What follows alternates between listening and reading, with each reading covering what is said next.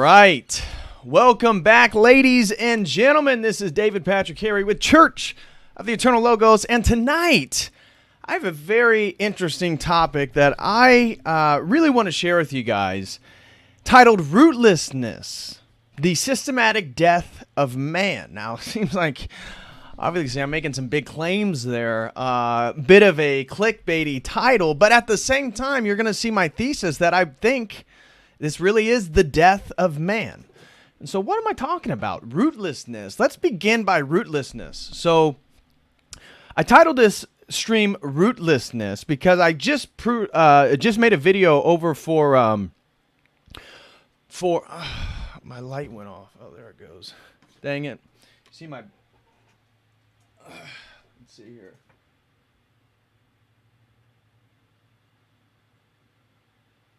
Okay, sorry about that.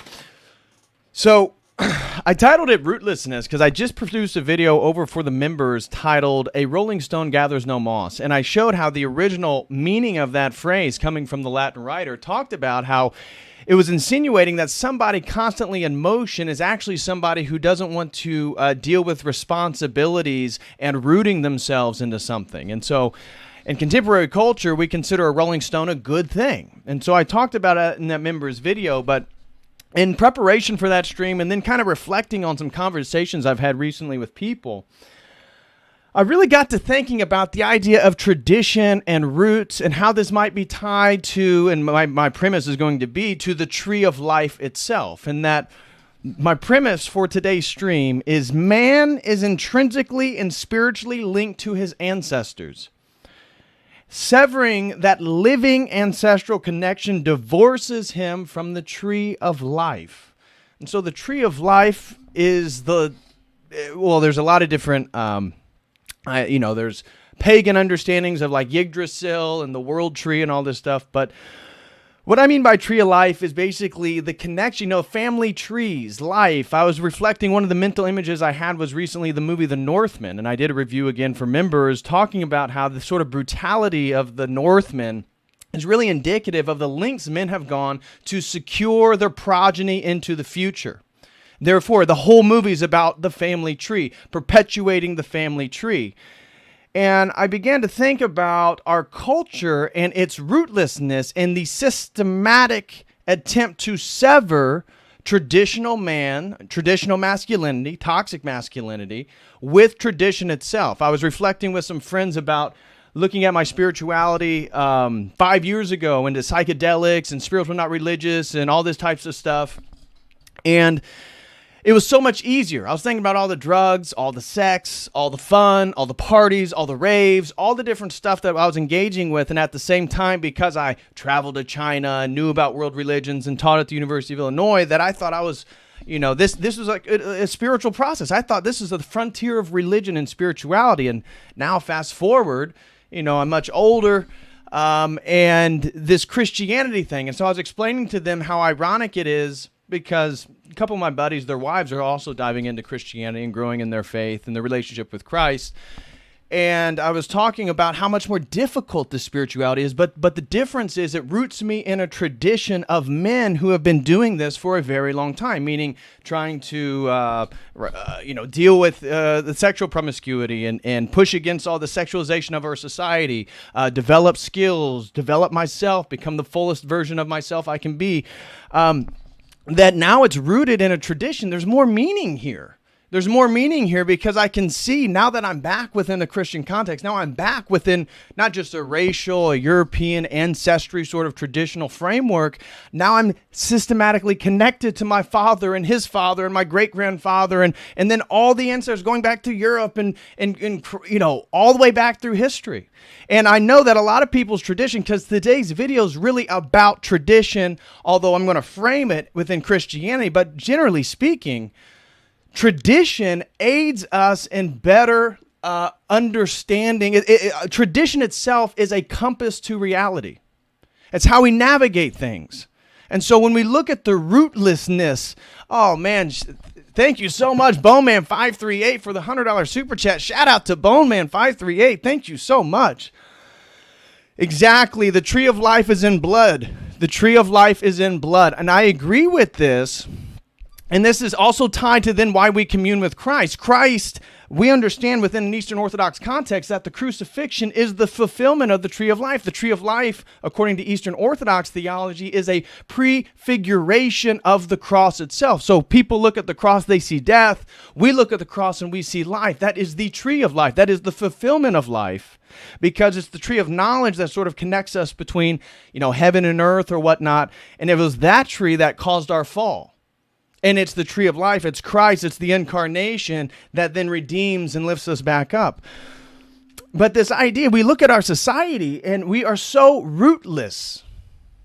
The way that men act, the way that we think, the way that we pursue our sort of hedonistic pleasures, the inversion of society. Again, I've talked about the thirst traps. I've talked about the sexualization of society. I've talked about the leveraging within the dating market. Women have all the leverage. Why? Because we're all pursuing the sort of sexuality, the attention, the immediacy of these relationships.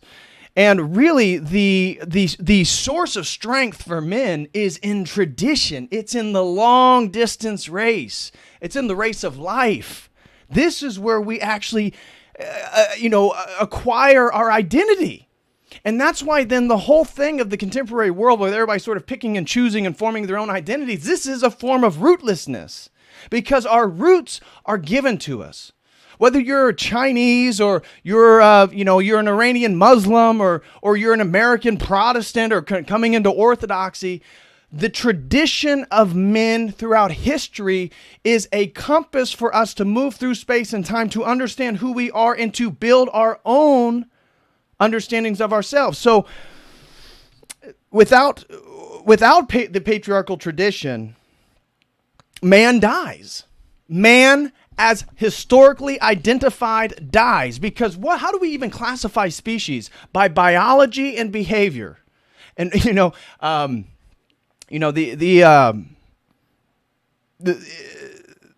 genetics, environment.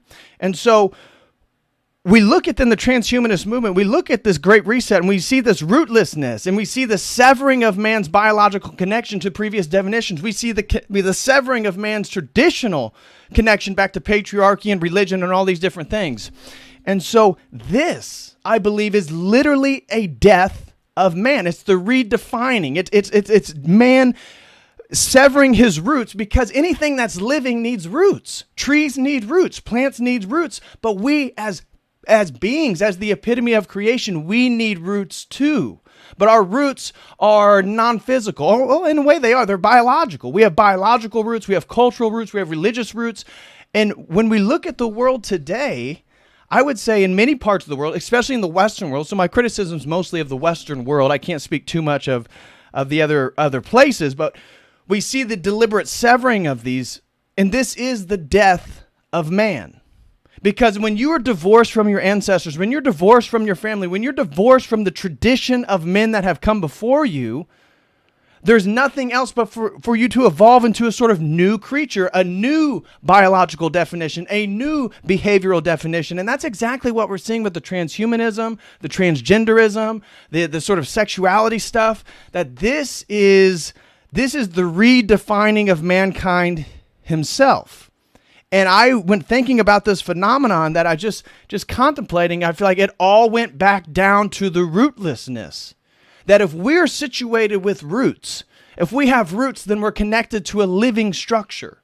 Obviously, that's orthodoxy, and that's why I was talking to somebody recently about how, as a man coming into the Orthodox faith, it's so much better because now I have all these saints, I have all these men, I have this tradition, I have a lineage of people to relate to hear their feedback from, to think about, and this is far superior from, again, the sort of rolling stone that gathers no moss, as I was talking about in the members video. The rolling stone that gathers no moss is life. It gathers no life. It doesn't have children. If it gets married at a much later age.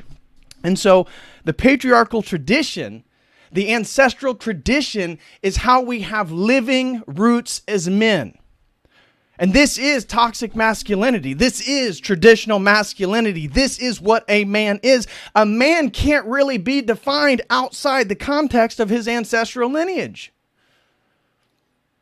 We are the connection. We are our families. We are the men that came before, and we are the men that come afterwards. And that's what the whole movie of The Northman's about, is the lengths, the brutal lengths men have gone to assure paternity, to assure their children move forward into the future. And so it is tradition that provides a foundation for man's life. I'm not just talking about religion. All religions are tradition. And these are maps for really transcendence, for maps for reality, maps for understanding relationships, maps for understanding your life. And so we see then the systematic attempt in the world right now to promote sort of ecumenicism, a sort of one world government, one world religion, one sort of we all get along, all paths lead to the same mountaintop. And this is, for my premise today, is really the sort of inversion of the tree of life, where the tree of life is something that we connect with ancestrally, and it's our compass, it's our lifeblood, it's our framework. We can connect back to that knowledge. But what they're doing now in this attempt to really sissify the men, masculinize the women, and then move us into a transhumanist future is to, again, severing all these things. This is the way God made us and intended men and women to be. And so we see that the severing of religion, the sort of, they all kind of go together and all this different stuff. This is a sort of... This is a weakening of tradition itself. Now, we as Orthodox, obviously, I believe Orthodoxy is the one true religion in the world. And I believe that all these other religions have pieces of truth that are reflective of the fullness of the Orthodox theology. That's not a normative claim. A lot of people aren't going to believe that or appreciate that. That's my personal opinion. But these patriarchal traditions also are related to the ways that we understand protection of group and tribe. And so think about the contemporary world. Think about how the UK and all the grooming gangs, right? The Pakistani grooming gangs that turned out that they raped, sometimes gang raped, thousands of British girls. Where are the British men? Right? Where we had Tommy Robinson. I remember Tommy Robinson came on the scene. That's kind of how he became popular. But traditional masculinity, patriarchal traditions. The UK is more irreligious than we are in America. And so you look at the irreligiosity of Europe and you see how they're being dominated by Muslims who haven't lost the tradition to the same degree. Because when we lose our tradition, whether the tradition is totally right or not, I'm not even getting into that. But men without tradition equals death. It's the inversion of everything. You're no longer a man. And that's what we're seeing around the world. That's especially what we're seeing in the United States and the Western world is the sort of pacifying sissification of men. And so therefore, they don't even feel like they have the obligation to protect their group or their tribe. And if we had more masculine men come to agreements with other masculine men that we're not going to go to war. So you can form boundaries, you can form territories, you can, again, multiculturalism, if you will, diversity, if you will, would actually get along better. Now, I'm not advocating for it at all. Obviously, I think it's been a catastrophe everywhere it's gone. But it would be better if it was in the presence of really, really masculine traditional men, because then we would form boundaries and then associations and agreements with other masculine men from other groups that they are then protecting and defending and looking in the best interest of their women and their children. Progeny, lineage, and family. We know, look at the divorce courts. That's some of the stuff that we're going to be looking at is divorce. Divorce is horrific for men. I'm talking about how they get half their life taken away. They lose their wives. They lose their children. They lose everything because we're not rooted in tradition. If we came from a traditional culture, there are no divorces. And these women were virgins before they get married. So now we're in a rootless culture where, very few of these girls are even, sexually, pure. And we then get in these relationships where in this rootless society, in this inverted world, when the woman becomes, dispassionate or no longer interested, they can get a divorce, totally destroys the man. Traditionally, men had that assurance that they could get married and they could have children and they could be the king of their own castle, the king of their own home. But we know throughout the 20th century, there's been a systematic attempt to take away the ability to purchase a home, one-income families. They make it easier for divorces. The whole, you can look at the black community and the welfare system of trying to get women to become single. Have children, but you single, kick the man out and we'll give you money. And this is part of the whole attempt of the federal government to become the masculine man. And this is the inversion of the tree of life. You see, because we men, the extensions of the roots of the tree of life, then we provide that nutrients and that life to the cultures, to the societies, to the cities, to our families, to all that. That's our job. That's our purpose. And so when we look at these societies where, or our own society, what is a man assured of? Very, very, very little, because the patriarchal, the traditional framework of everything has been destroyed. And so even the attempt, you ask a lot of these young men, hey, do you want sons? Do you want kids? I don't know, maybe. What? You ask a kid 300 years ago if they want kids. Absolutely. I want sons. I want daughters. I want a big family, because this is part of my success as a man. Because my worldly success of money and reputation, that is all to fuel the family, which is a direct biological, historical, and ancestral lineage to, again, these roots to the tree of life. Roots to the tree of life. And so progeny, lineage, family, we see the attack on the nuclear family. Why? This is a severing of tradition. And as I'll get to, there is no tradition of no tradition. That as soon as this tradition that we're really entering into, the Great Reset, when it attempts to sever these older traditions, what it's doing is reestablishing a new tradition. That new tradition is to have you controlled by the global elite. So instead of you being controlled by the values and the beliefs and the traditions of your ancestors, right or wrong, I'm not even getting into the validity of any of them, they're making sure that you're not going to believe in any of that stuff. You're not going to be controlled by that stuff, because you're going to be controlled by the elite. And they're doing that through, as Father Turbo Qual said, they inflame the passions of man, and then they can control the man through the passions. But if you had ancestors, if you had grandfathers, if you had men in your life, they would tell you, hey, young buck, you got to hold back. You got to control yourself. Part of being a man, the biggest part of being a man, is to develop strength, but hold your strength. Develop passion, but hold your passion. Just like sexual energy, but you got to control it. The whole thing about it being a man is developing the potential, but then the restraint of. That's what people really like.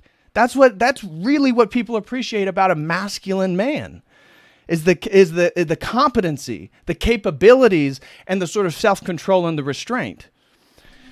And so we see then how this ties to skills, building, and growing. Growing is not the same thing as progress, because progressivism is the idea of movement once you've severed the roots. This again gets back to the metaphor of the stone, or the rolling stone gathers no moss, no life, no roots, no heritage, no life. And therefore the rolling stone is led by its whims, its hedonism, its progressive mentality, its progressive policies, its progressive ideology. It itself is momentum. And if you've ever read, again, The Fire in the Minds of Men, that's what revolution is. It's about establishing sort of transient movement. Things are in transition. And then that makes sense with everybody wanting to be trans. But the skills, building, and growing, this is how we as men identify and build an identity. We build it, life is difficult as a man, but if you make it through, there's nothing better you'd want to be. A successful, masculine, competent man with a woman who loves him and a family to take care of. That's the goal here for all of us, and that's the ancestral goal. And that's the goal that we've kind of been blinded to. Obviously, we're Orthodox here, so it's reminded to us through our tradition. But without tradition, why would you want all those things? Because you don't have the framework for why they're meaningful and valuable in the first place. It is tradition that provides normative behavior standards and understandings of the world. This is toxic masculinity. That's why they have to destroy it, because the normative ways of being of a man, of being aggressive, that's not a bad thing. The point is, be aggressive. I have a lot of aggression, and then I try to harness that into a stream or my research or the gym. But at the same time, I don't want to not be aggressive. I want to be aggressive. That's that masculine energy that people, again, resonate with. They want that aggressive energy. So aggressiveness, dominance, I want to be dominant. I want to dominate my work. I want to dominate myself. I want to be so in self-control. These, again, are these normative behavior standards of tradition. This is what men feel like, and this is how men act when they have roots. But we are so divorced as Americans. We are so divorced, generally speaking. I mean, because even if you're Western European, they may be more irreligious, but at least they have a little bit of a more rootedness in their own countries due to European identity. But we as Americans are really, really unfortunate because our rootlessness then comes from a sort of lack of identity. If we're rooted in a religious tradition, orthodoxy, well, we have a sort of identity from that. If you don't, then how do you get your identity? And now it turns into the clothes you buy, the brands you wear, who you listen to, right? The culture itself, which it itself is rootless. So you use then the rootless culture that's not tied to God, it's not tied to truth, it's not tied to anything historical, anything ancestral. It's all just, again, the rolling stone moving in the present moment. It just provides an opportunity for perceived momentum, perceived movement. And so you go to your next hedonistic desire, or this or that. And so these normative behavior standards within tradition give men a framework to understand the world and how to move through it. And that's why grandfathers and old men, wise men, they're so, so important. But that's what you have in your priests. That's what you have in your church elders. But again, if you're not Orthodox, where are you going to get that? And say all your grandparents are dead like myself. Where am I going to get old man wisdom at? The barbershop, maybe? Like movies, that's where Gandalf, that's what I was thinking about. It's like, that's why all these wizard figures are so popular, is because that's where this rootless culture of men, they're like, oh, finally the grandfather that will tell me how the world works. They'll tell me, how to perceive things in the correct way. They'll tie me back into my ancestral tradition. And so you get Lord of the Rings and, Gandalf, stuff like that. And so without our tradition, we can't even understand the world. And at the same time, we don't know where we come from. I talked about how not knowing history is like having amnesia, because without history, you don't know the story of mankind. You don't know how things got to be the way they are. You're like a person who just wakes up and you have amnesia. But at the same time, in a way, we're also that when we're debased from tradition. And we know what do we call a debased society? So, amoral, hedonistic, sexually promiscuous. That's debauchery. That place is debased. Well, that's exactly what they're doing to us. They're debasing the foundation of tradition, which is ultimately patriarchal and tied to then how we come and understand the world. We classify animals, as we said, by biology and behavior, and we are then being modified. Mankind is being modified to turn us into a new creature. So man, the definition, M-A-N, as a definition, is being destroyed. This is part of the rootlessness.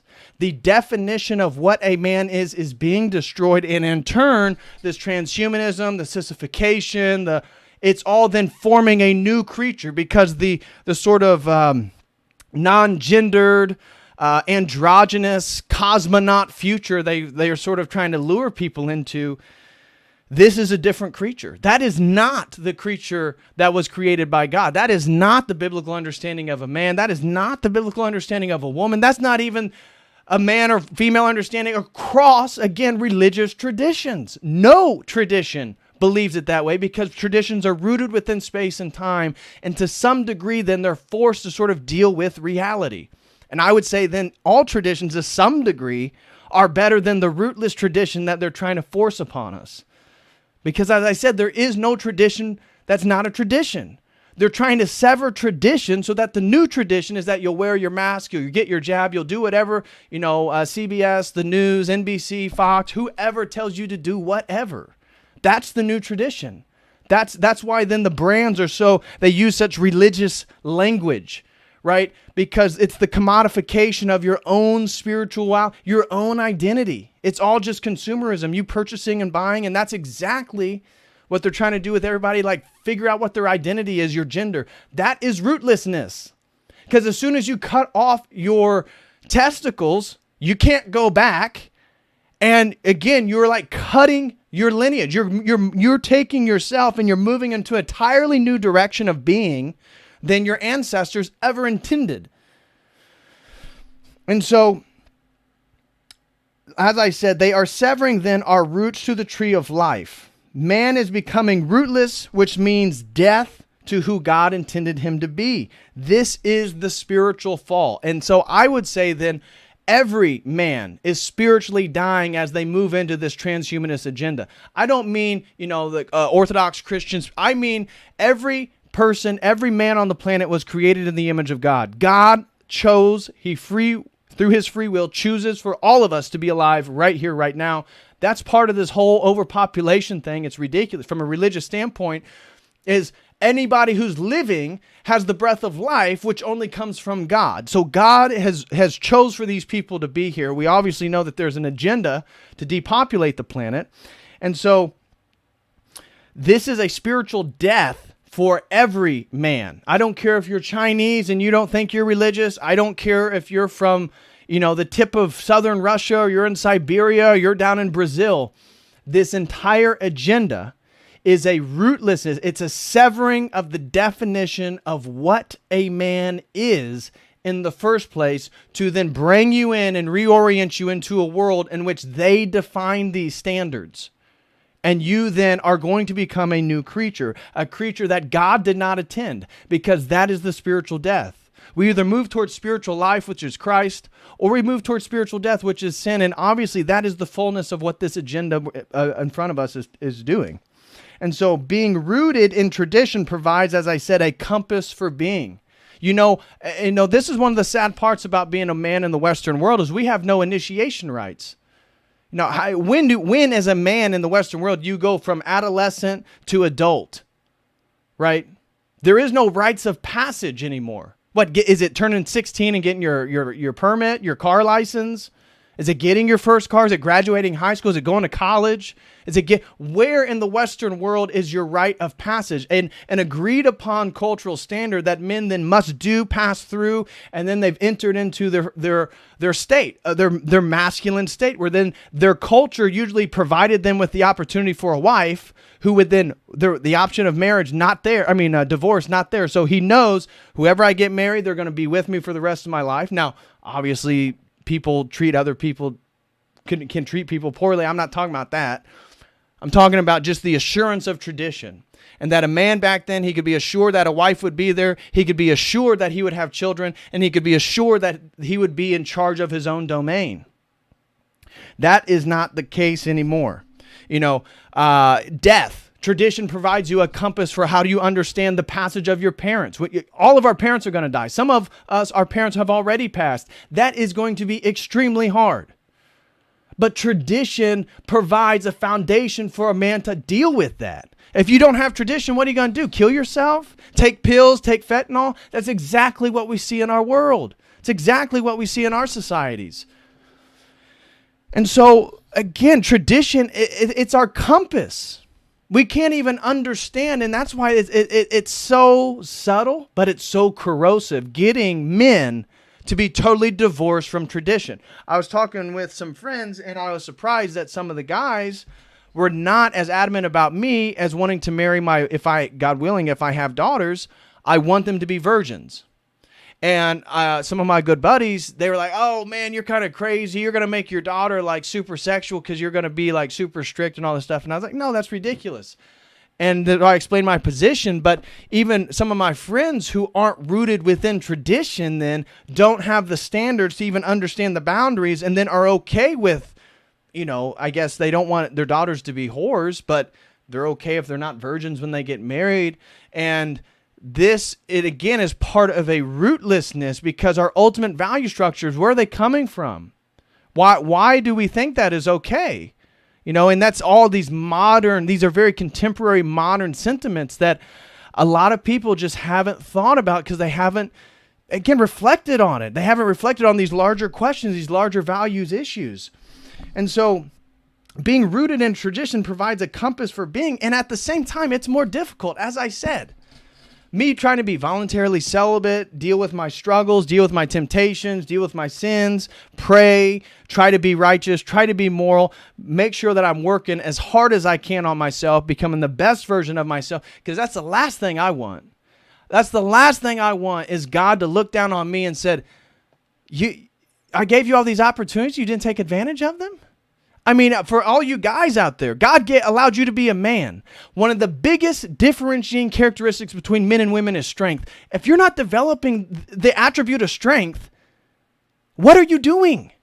God, again, I'm not going to make clergy claims, but I would think God would be disappointed with me personally if I was not working to take advantage of the body he gave me, of the opportunity he gave me.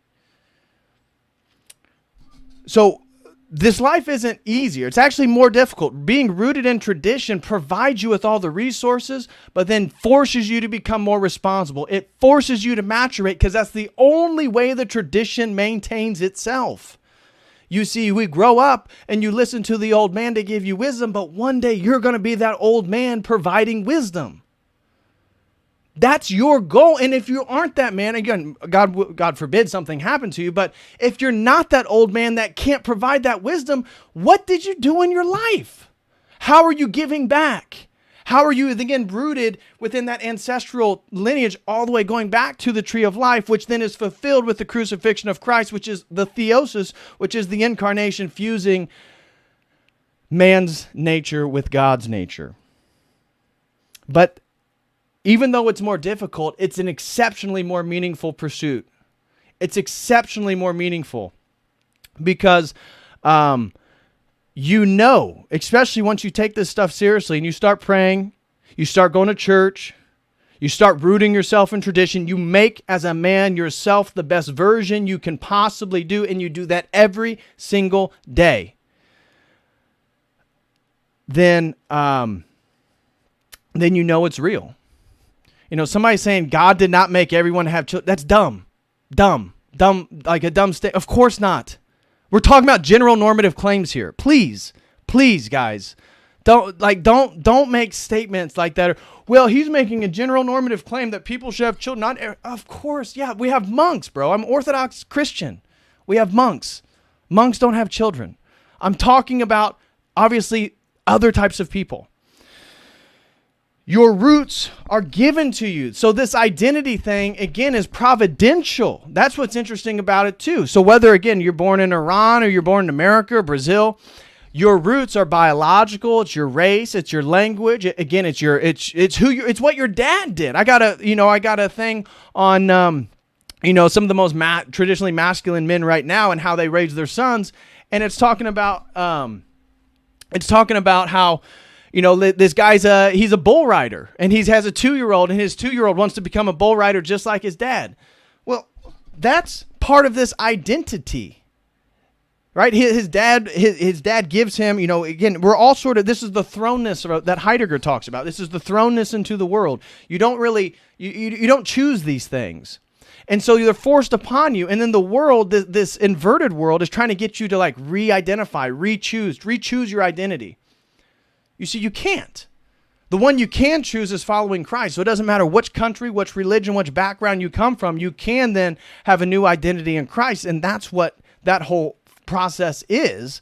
But the world then offers you the opposite, right? It's like in Christianity, okay, what's your Christian name? Well, what's in the fallen world? Okay, oh, you're John, and now you're a female. We'll call you Joanna. And it's like it's like the satanic name. It's like the satanic baptism. It's the inversion.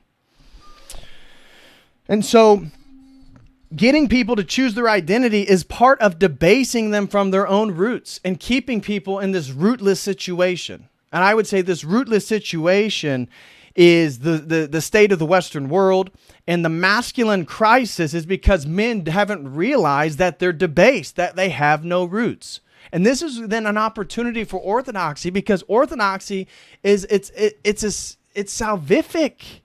It provides all these things.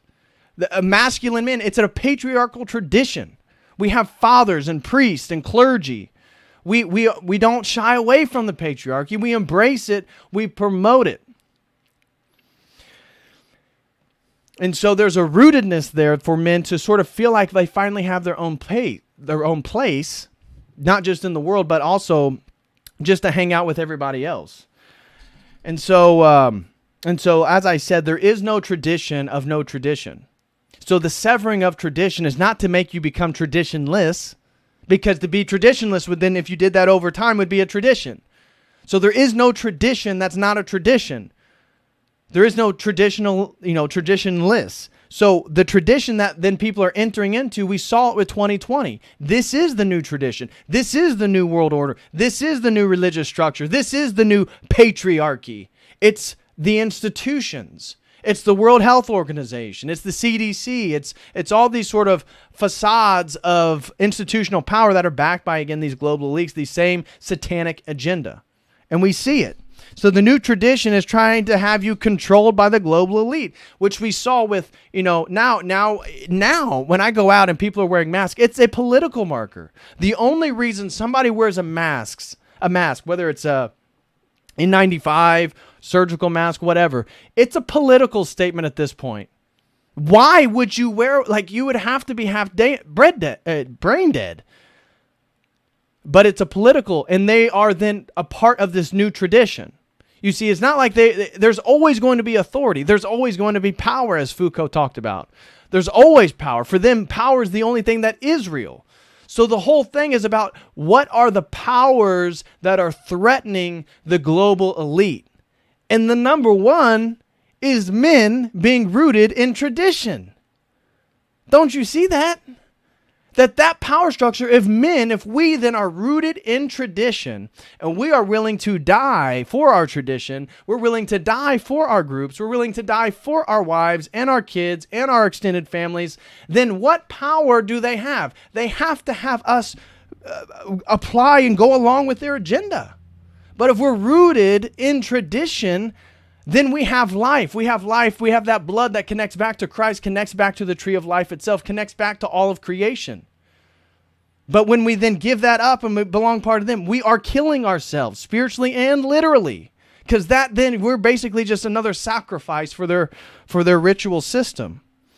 And we've seen it with the masks, the jabs, the trans kids now. I mean, the pedophilia. It's outrageous. It's outrageous at this point.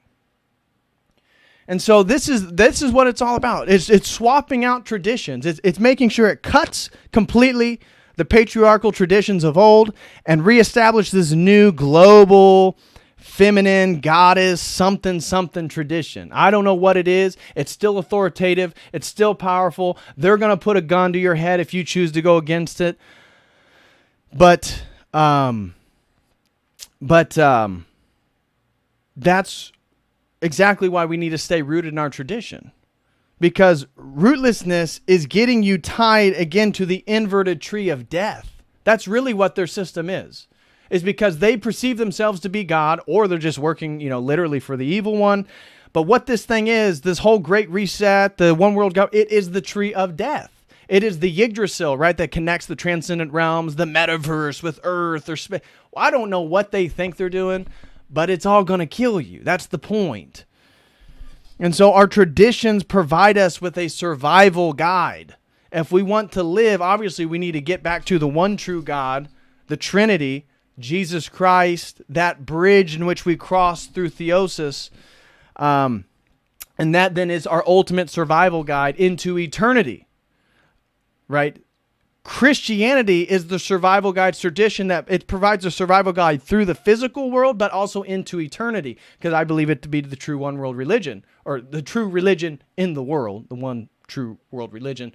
And then these other religions, though, still offer truth in regards to survivability, like just being aware. I mean, look at India. India got it. They didn't get the stabbies. They used the ivermectin.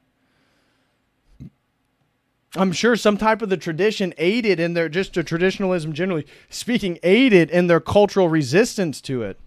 And then you look at the West and look at the European rates. Look at the irreligiosity of Europe, and then look at how many people went and got stabbed. It's the lack of rootedness in which they then voluntarily kill themselves. Because that's what we're all doing when we're no longer connected to tradition, when we're no longer connected to our ancestors and men that came before and dealt with the same experience of life that you and I are dealing with now. They didn't have the technology, they didn't have the social media and all this different stuff, but my God, they lived a full life. And they had children, and they did their job because you and I are here. Your ancestors succeeded, or you and I would not be here. Are you going to succeed? Are you going to be that old man to provide wisdom? Are you going to have those grandkids and those great grandkids that have the same values that we're spouting and spitting now into the future? Because that is the goal. That is winning. That is the goal. And that's the long game that all of us men should be focused on and that we're going to play. So please smash that like for everybody who's here. Please smash that like. I hope all you guys like today's topic. Again, we'll be diving into rootlessness and the death of man. I have a few announcements that I want to make for everybody. First announcement is Florida. We have agreed that it is the first week, Labor Day week of September. I'm going to be in St. Augustine, Florida. Guys, get your tickets, get a hotel room. If you're in the Florida area, let's meet on the beach. We're going to meet at the beach in St. Augustine, Florida. And I'm so excited to meet everybody. It's going to be a lot of fun. My general framework for the day, just so everybody knows, obviously Saturday the 3rd is Jay Dyer's event in Orlando. We'll be going to that. It's about an hour and a half away. Other than that, every single day I'm going to be in St. Augustine. I'm going to wake up, probably walk the beach, I'm definitely going to hit the gym, maybe walk the beach, hit the gym, then go to the beach, drink my mojitos, maybe some pina coladas, have nice meals. And then in the evening, go to some nice restaurants. So if you guys are in the area, come hang out on the beach, have some drinks, go out to dinner. I'm just hanging out in St. Augustine basically for a week, the first week of September. And so if you guys are able to make it, you'll be able to, you can go to Jay's event in Orlando. I think Jay and Jamie may be around in St. Augustine, so you may be able to see them also on the beach and hang out. So if that's something you'd be interested, get to St. Augustine for Labor Day weekend, the first week of September. Also, guys, if you enjoy and would like to support Church of the Eternal Logos and what I'm doing here, please become a website member. I'd greatly appreciate that. There's 2 memberships, one for $5. You have access to an exclusive video library of which I have new videos, and I'll have a new video up right after this stream. The Rolling Stone Gathers No Moss, and then I have another video that I'll be getting up there in the next couple days.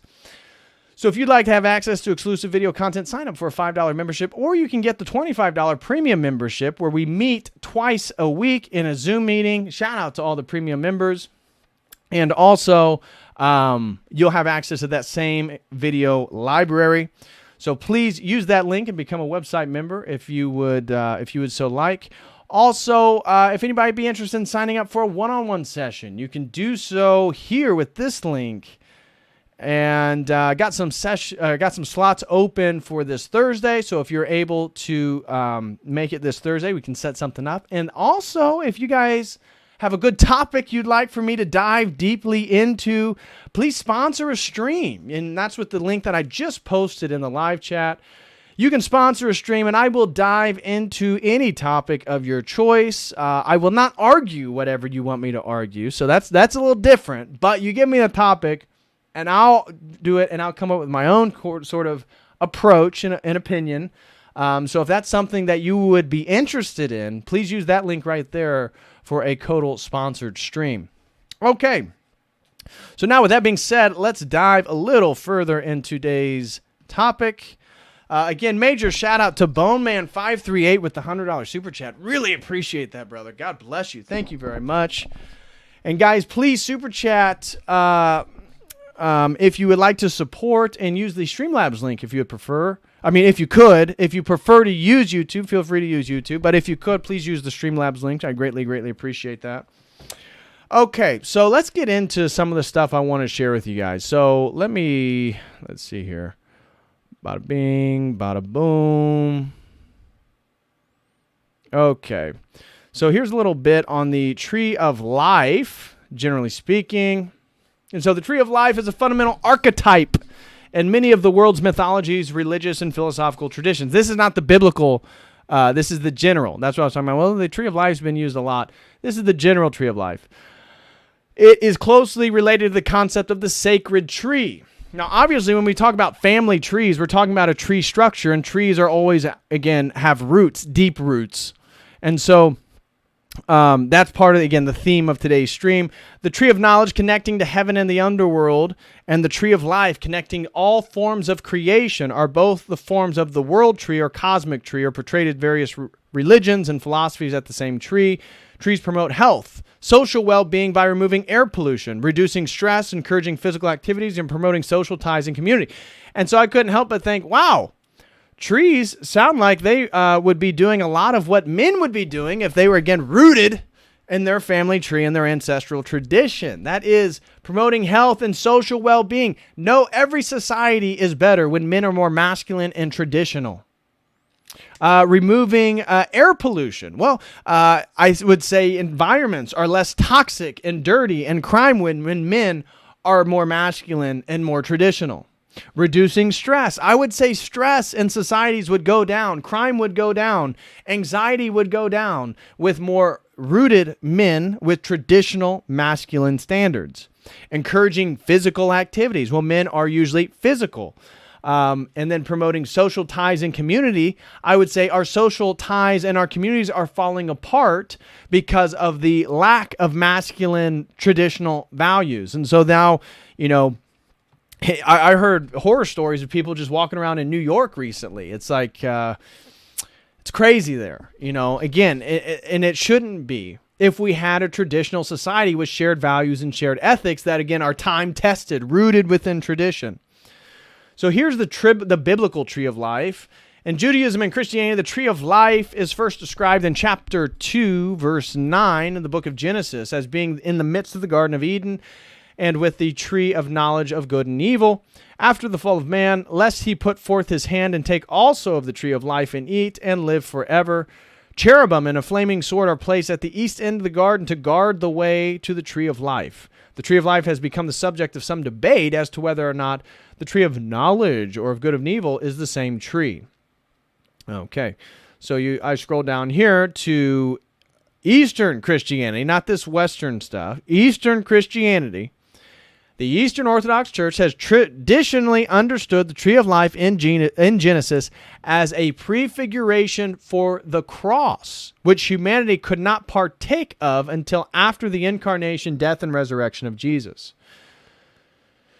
And so that is the ultimate tree of life. And I think that all the truth that's in any tradition is only pointing, again, logos spermaticos, it's only pointing towards Christ. It's only pointing towards orthodoxy, if it's true.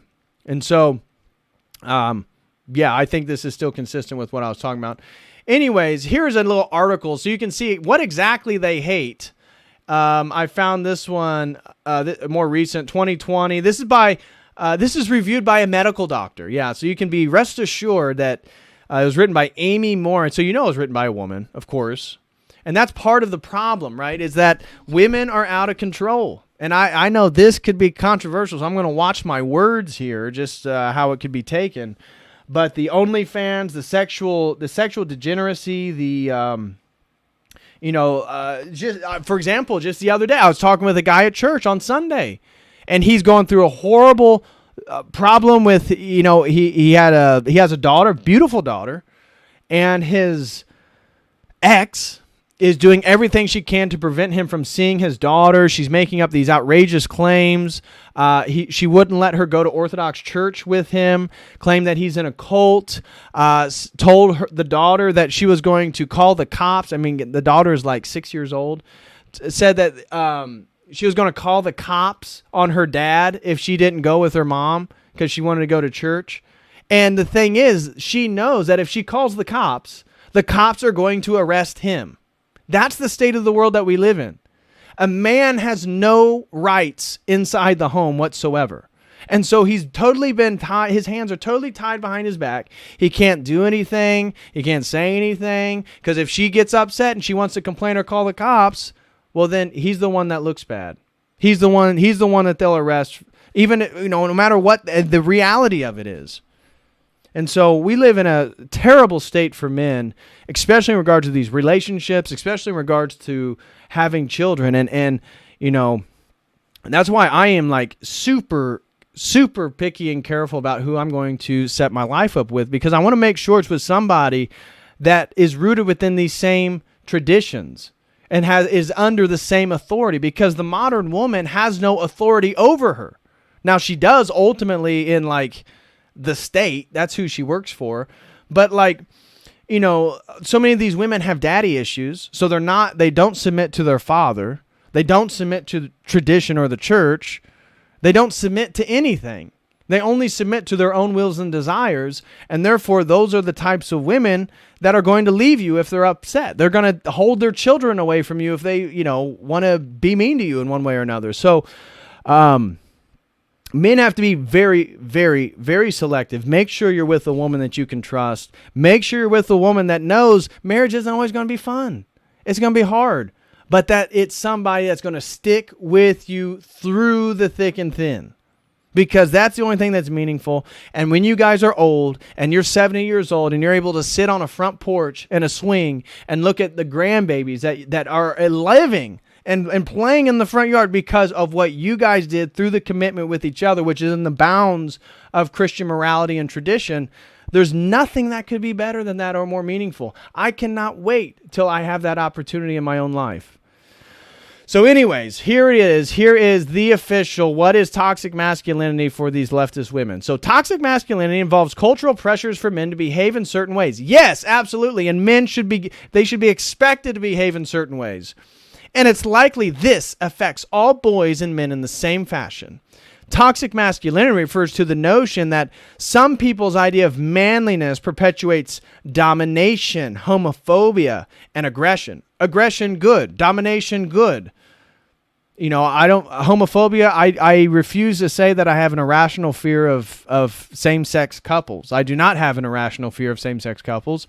I believe it goes against the word of God and therefore don't support it. And I think it goes against nature, and it certainly goes against the idea that sex is for procreation, given that it's a sterile sexuality. So there you go. I support men being dominant, men being heterosexual, and men being aggressive. I think those are all three great things. This idea that men need to act tough and avoid showing all the emotions can be harmful to their mental health and can have serious consequences for society, which is how it became known as toxic masculinity. Well, you know what? I am so thankful that my dad was a stoic, traditional man, and he taught me the same way, that if I got hurt, you know, he was the first. He was not going to be, you know, crying for me. He was going to be the first one to be straight-faced, straightforward, do whatever needs to get done. And so I am so thankful for my dad that way, because that then prevented me from becoming overly emotional myself as I got up, because I saw a man who was almost never overly emotional except anger when he watches sports. Outside his frustration with the sports teams, he's almost always in control of his emotional state. And I want that. I saw that as a man. I saw that was the way my dad was. That is a good thing. Like, guys, it's good to recognize your emotions. It's not good to be emotional. Do not be emotional. Do not be emotional men. This is weakness. It's not weak to be sad. And if you cry because your parent, that is not weakness. But if like you're crying because of minor things, if you're getting overly hysterical and emotional about minor things, this is a problem. This is a problem. This is a lack of tradition. This is a lack of men in your life. Because if you have masculine men in your life, nobody's going to allow you to act like that, which is a good thing. What is toxic masculinity? Toxic masculinity isn't just about behaving like a man. Instead, it involves the extreme pressure some men may feel to act in a way that is actually harmful. No, it's not harmful. There are many definitions, quote, of toxic masculinity that appear in research as well as pop culture. Some researchers have come to agree that toxic masculinity has three core components. Okay, let's hear it. Toughness. This is the notion that men should be physically strong, emotionally callous, and behaviorally aggressive. Yes, yes, and yes. Yes. That every tradition in the world has always advocated for men to be that way. If men aren't tough, who's going to be? Who's going to be in these societies? If men are not tough, who is going to be tough? Nobody. And that's the point for the people who want to control you. Because the people who want to control you, as I said, the tradition is the power that's threatening their own authority. This is about the only thing that exists is power and authority. Therefore, the elites look, okay, what is the power and authority for these people? Oh, the men are rooted in tradition. Doesn't matter if it's Islam. Doesn't matter whatever it is. It's all going to be corrupted. It's all going to be corrupted. So when they make us rootless, then we become, we don't have a compass on how to be. You see, all traditions survive into the future because men were tough and because men were physically strong. Like, men need to be physically strong. That's a good thing. Emotionally callous. Yes, don't be emotional.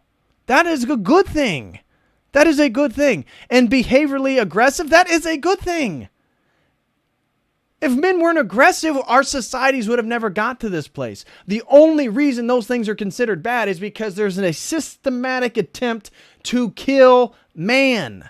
And I'm talking about the definition of what a man is, so that this transhumanist amalgamated androgynous thing, that's a new creature. That is not going to be the creature that God made. That's why they're experimenting on people's babies and their kids with the hormone blockers and all this different stuff.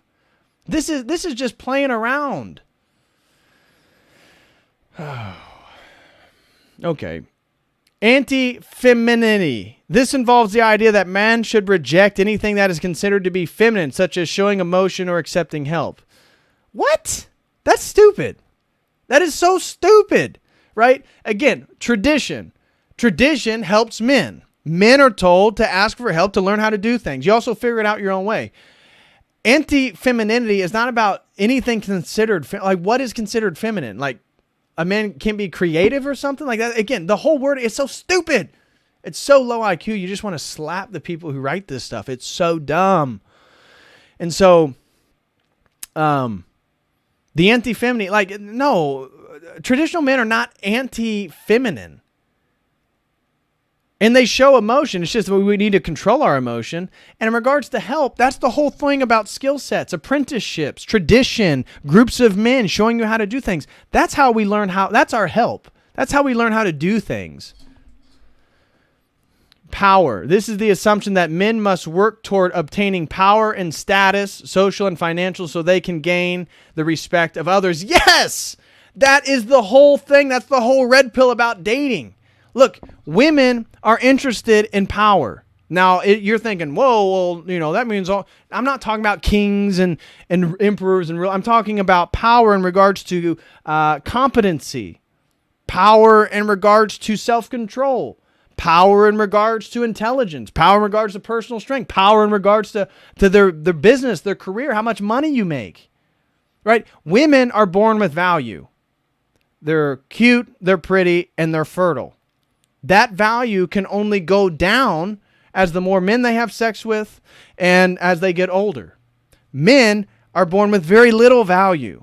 You must then acquire that value through skills, through resources, through experience, whatever means possible to elevate oneself. So the women that are out there then looking for mates, they're looking for people that have social and financial status to some sort.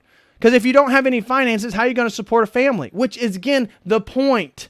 They don't want you to be a man that can support a family. They don't want you to be a man that's going to have standards and expectation in regards to female behavior and sexual promiscuity. They don't want you to be physically strong. They don't want you to be in control of your emotions. And they definitely don't want you to be aggressive. And that's what you need. You need to, as a man, you need to harness your aggression towards your goals. And that nothing can stop you until you attain them. If you are praying and you're following God and you're going to church and you're doing what you got to do, you should then take out all your anger and your aggression onto accomplishing your goals. What else would you like? What is more meaningful and what's more fun? What's more adventure? Glorification of health habits. Toxic masculinity glorifies unhealthy habits. Oh yeah, like what? Like what? Guys, smash that like. Everybody who's here, please smash that like. It's the notion that self-care is for women, unquote, and men should treat their bodies like machines by skimping on sleep, working out even when they're injured, and pushing themselves to their physical limits. Yeah, that's a great thing. That's a great thing for guys to push themselves to their physical limits. Yeah. In addition to pushing themselves hard physically, toxic masculinity discourages men from seeing doctors. I mean, that's a general thing. Like, I don't like to go to the hospital. I don't like seeing doctors. If I get hurt, going to the hospital is one of the last things I want to do, especially now. Especially now. They're going to try to kill you there. I mean, not now, obviously not. I don't mean that. My sister's a nurse. I know people in the health field. I know a lot of people in the health field. But the pharmaceutical industry, the lobbyists, the powers that be, that's what I mean by the sort of institutions of hospitals and medical care is ultimately trying to kill you. Not that you go to any one particular hospital, that's actually what they're intending to do. No, those people are good people. They're there to help people. They want to help people. That's why they're nurses and doctors. So anyways, a 2011 study found that men who held the strongest beliefs about masculinity were only half as likely as men with more moderate beliefs about masculinity to get preventative health care. Seeing a physician for an annual physical, for example, runs contrary to some men's beliefs about toughness. Yeah, until I'm 60, I don't need to go to the doctor all the time. And half the time, the doctors are in worse shape than I am. Not now, but even people in my family that I know, it's like the doctors, half of them are overweight and unhealthy. In addition to avoiding preventative, oh my gosh, it's toxic masculinity for you not to want to go to the doctor. In addition to avoiding preventative treatment, toxic masculinity also encourages unhealthy behaviors. And a 2017 study found that more men conform to masculine norms, the more likely they were to engage in risky behaviors, such as heavy drinking, using tobacco, and avoiding vegetables. Oh my God. Yes, all of that. I like tobacco. I try to drink within my means. The limits are different for everybody, but I do avoid vegetables. I don't eat that many vegetables. In addition, they were more likely to view such risky choices as being normal. Mental health stigma. Toxic masculinity also just discourages men from getting mental health treatment. Depression, anxiety, substance abuse issues, and mental health problems may be viewed as weakness. Well, I mean, to some degree, like, depression isn't real.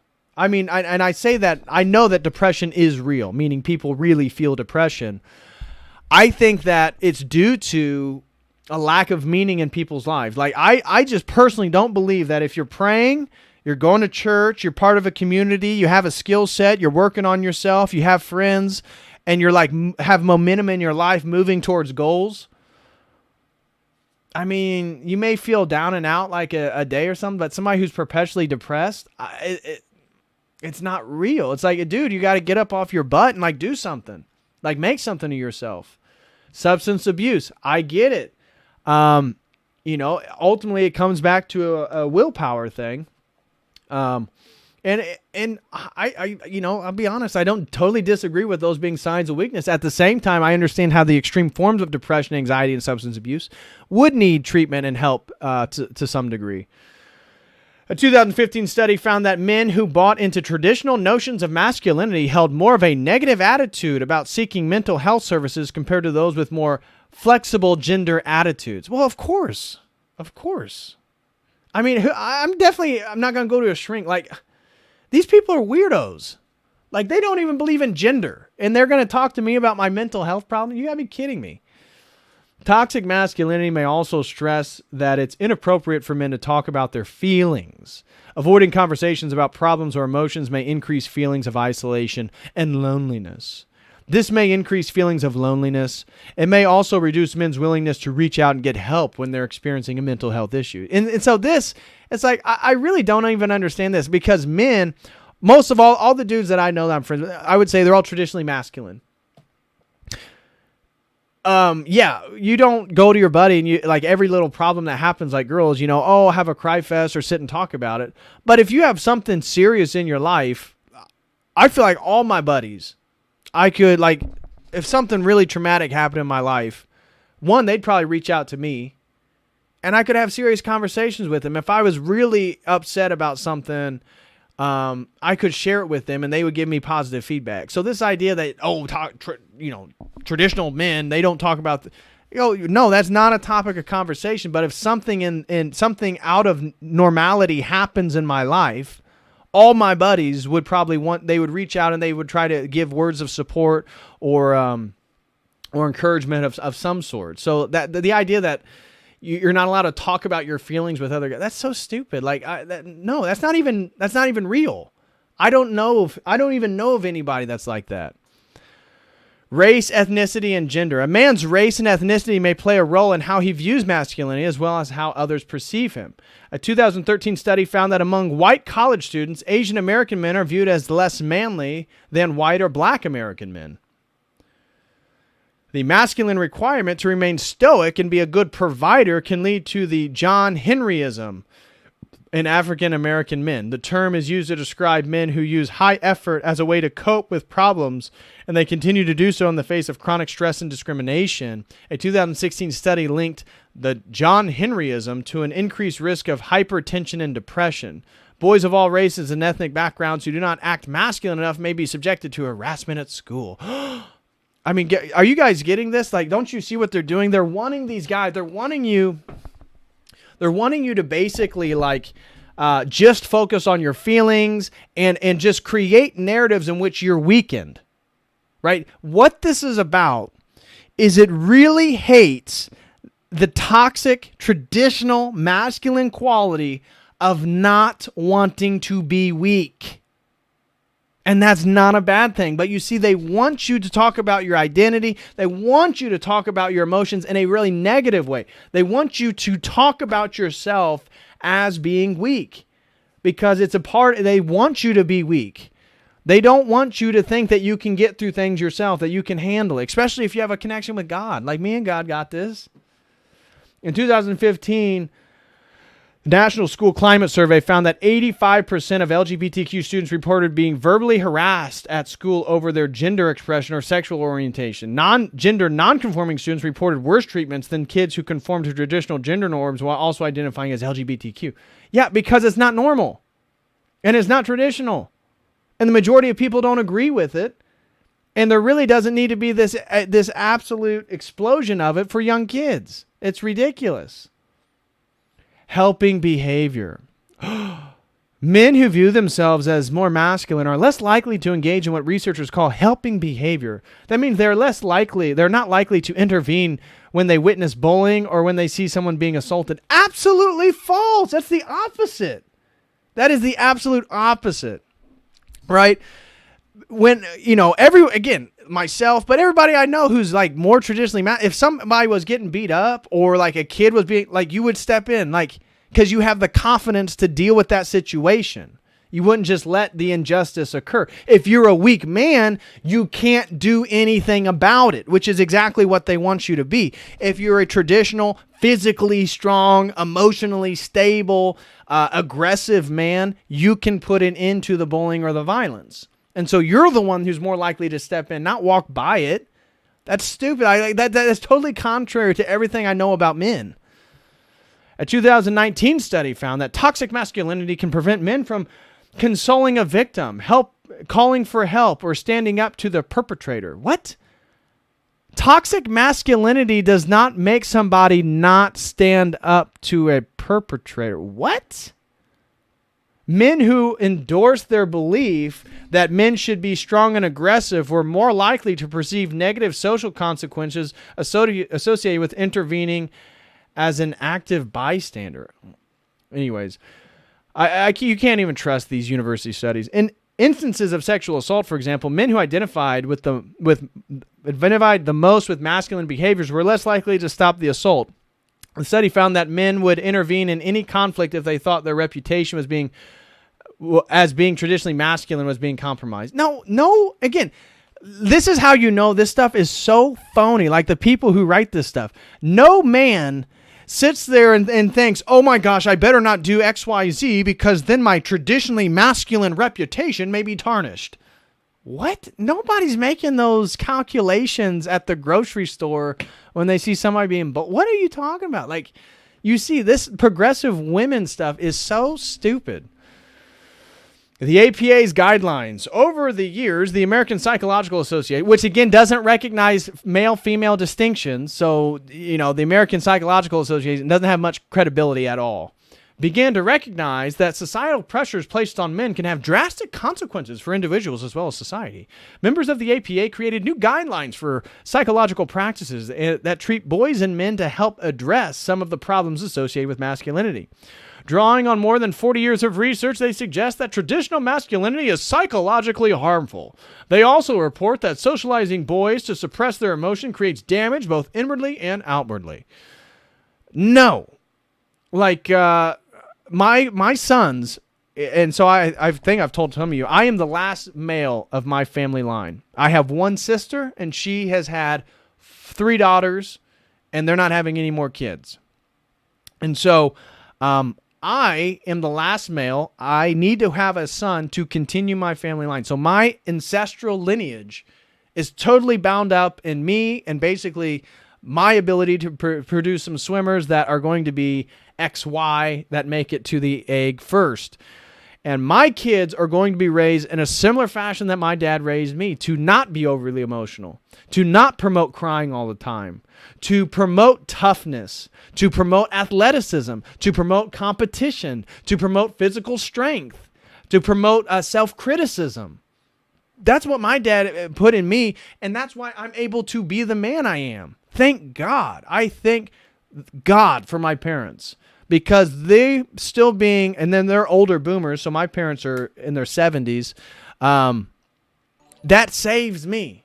It saved me because I was built with all those values that as I got older, I think that helps me actually create content because I can see some of the things in society because it's so different, at least from my growing up with my own parents. Researchers found that when they stripped away stereotypes and cultural expectations, there weren't many differences in the basic behaviors between men and women. No, there's major differences between men and women. Sorry. Some diary studies that have participant log diary entries of their activities showed that men enjoy caring for children just as much as women. Well, yeah, I like kids. A traditionally masculine man doesn't hate children. What are you... You see, this whole article is so stupid. And this is backed by major institutions. It's just unreal. And they have these little super citations at look, the APA says this. Look, this says this. It's all just gender differences in emotion expression in children. Oh, God. Differences in emotional displays between boys and girls are relatively small, not always in a stereotypical fashion. For example, in 2013 study found that adolescent boys actually display fewer externalizing emotions such as anger than adolescent girls. That's because in adolescence, the girls develop quicker. New APA guidelines were created to help psychologists support men in breaking free of masculinity rules that do more harm than good. Wrong. And so here's a word from Very Well. If you feel like you're experiencing negative emotions of toxic masculinity, reach out to someone. Yeah, if you're feeling like you're becoming physically strong, if you feel like you have the aggressiveness to take on all the challenges that are going to come your way, if you feel like you're emotionally stable and in control of yourself, if you feel like you want to dominate the tasks and the goals that you set for yourself and you'd like to have a traditional family, please contact us because there's probably something majorly wrong with you and we need to give you some pharmaceuticals immediately. So anyways, I just wanted to share that with you guys. Here's a quick thing on some recent statistics. And these are old. This is from 2014. So if you guys could send me something, I was trying to find something a little bit more recent. But I use the Brave app or the browser, and sometimes the search results aren't the greatest. But this one is about men. And so 53% of young American men under the age of 25 are either unemployed or underemployed. That's horrific. This is 2014. Over half of all American men under the age of 25 are either underemployed or unemployed. My parents wouldn't have let me be unemployed. I've continually had a job or work since I was 16, forcibly by my parents. And thank God they did, because it forced me to develop the values and the work ethic. That's how I create this channel, the streams, the effort that goes into it. Number 2, 1 in 6 men have experienced abusive sexual experiences before the age of 18. I don't know about that. I'm not sure. Over 3 in 10 men are obese. Not good. Guys, you can't be a traditional man and be overweight. You can, but get it under control. Control yourself. Control what goes in your mouth. Control what goes into your body. Unfortunately, with obesity, is like we can all see your mistakes and your sins. With other people, they may be way worse Christians. The obese person, they may make it in the kingdom, even with their gluttony and their obesity. It's unfortunate, though, that their sin is just visible for everybody, where other people's isn't. But, my gosh, get in control. Get in control. 67% of special education students are boys. This is higher now. I've heard it's closer to 15 to 20%. Boys are diagnosed with ADHD. Approximately 5% of guys suffer from, probably higher than that now. We got to get newer statistics. On men's health. That's 17. Here we go.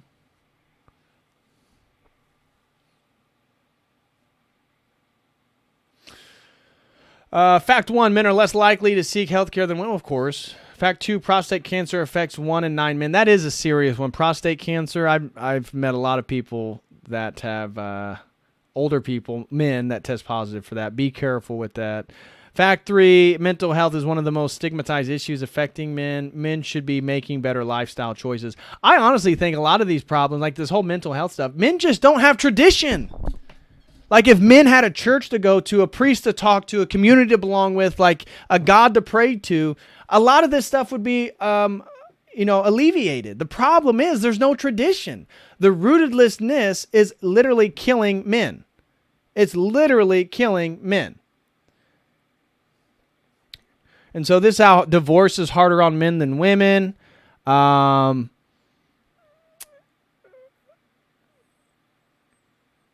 There's the one I want to do. Divorce is hard on everyone, but breakups are harder on both men and women. Most women are better able to cope with their feelings and move on, whatever.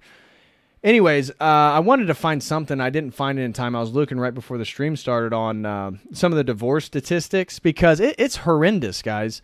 It's like I used it in a previous article. It was like 75% to almost 80% of divorces in America are initiated by women.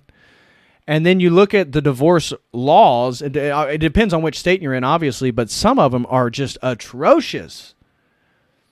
And you have no say. You have no recourse as a man.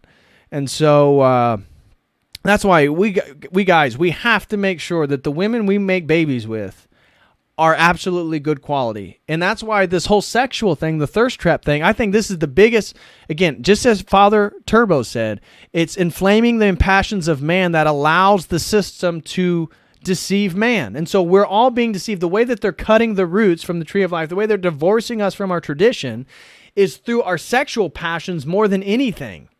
And so the Cardi B's, the TikToks, the OnlyFans, the Instagram, all this stuff, I honestly, I have to turn that stuff. I'm turning it off more and more and more because the women, the pop up, and then it gets my mind going. Can't. You see, I want to not be affected by women's sexuality. Like, you can't affect me. Because if a woman's sexuality can't control me, they have zero control over me. As a man, if a woman's sexuality has no control over me, then they have no control at all over me. The problem is so many of us actually do allow for a woman's sexuality to have control over it. It could be minor. It could be, social media thing, whatever it is. But if we control ourselves as men, so we become the men that the girls want, but that at the same time we don't let those girls' sexuality affect us, where that's not what we're going to make our decisions based on, we gain the upper hand. We then gain the leverage. And therefore, they can't give you anything. I'm looking for a wife. All you can give me is sex. You don't have any leverage then. They don't have any leverage. You have all the leverage. Anywho, the world's most masculine men on raising better boys. So this is Cooper Davis, world champion bull rider, Matthias Guyard, skier, base jumper, Landtowney hunter and angler, Tom Rosenbauer, fly fisherman, Lard Hamilton, big wave surfer, Frank Grillo, action star, Sebastian Copeland, Arctic explorer, Cross Marte, former inmate and personal trainer, Danny P. Thompson, land speed record holder, Helio Castro Neves, race car driver, and Amy James, tattoo artist. So how do these traditionally masculine men raise their boys? So here's Cooper Davis, world bull champion. And I love this, the father. The same year that Davis won his Pro Bowl riding championship, his son, Maxton, or Mac, was born. While he's only 2 years old, bull riding is already something of an obsession for him. He's got chaps, a helmet, a vest, a blow-up bull, and he bounces around on it all day, says Davis. He also rides calves and sheep for now. We went out the other day, and he got on a sheep and took it off running. He hit the dirt and thought it was the coolest thing in the world, getting up and throwing his helmet and celebrating like he had scored 90 points. He said he's a cool little dude. You see, so the kid gets on an animal. He's not afraid of the animal. He tries to ride it. He gets the sheep runs off and he falls down on the ground. He doesn't cry, right? He celebrates because he sees the masculinity of his father and he aspires to be a man like his dad. So his dad's a bull rider. All he wants to do is be a bull rider like his dad. That's just a small piece of what I'm talking about at the larger scale of this ancestral connection of men looking up to their fathers over throughout time. And so we then as men have an onus to be that superhero for our kids. Especially if you have daughters, you need to be the type of man that they're going to marry. If you have boys, you need to be the type of man that you want them to become. And if you guys want to read this article here, I'll share it with you guys. This is a good article.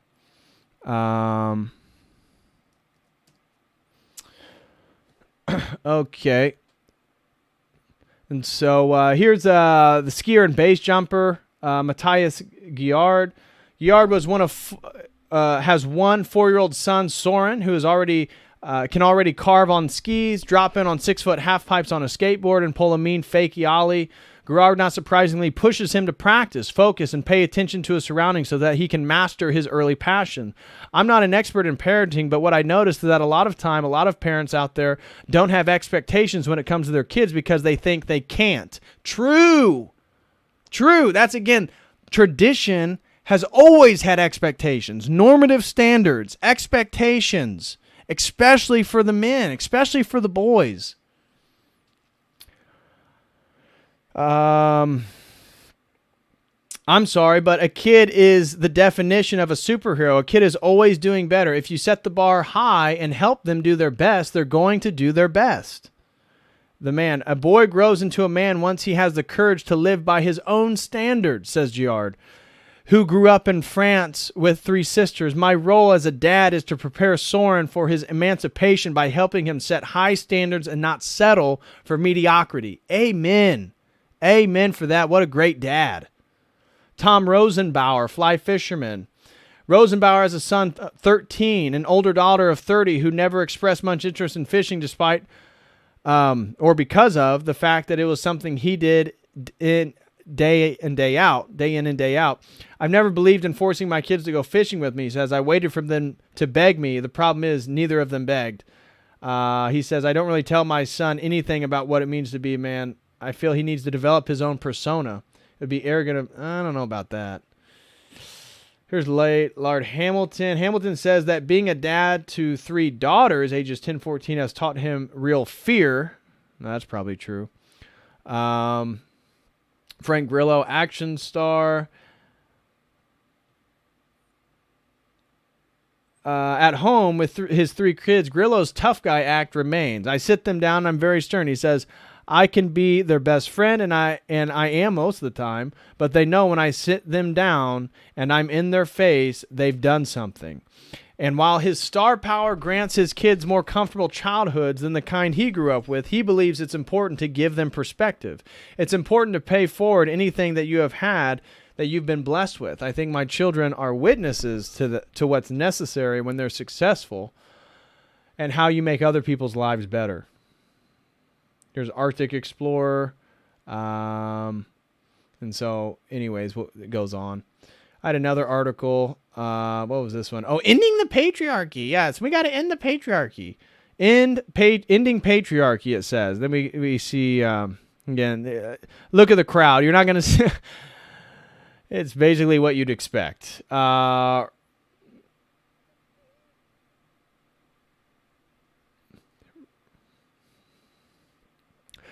than a means to an end, patriarchy is an end in itself, and the most serious threat to public health that the world has ever known.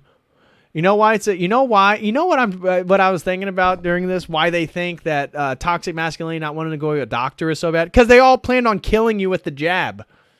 And they're upset that a lot of traditional men, maybe they're uneducated, maybe the kind that they wanted to kill, weren't going to get it just because traditional men don't want to go get medical procedures.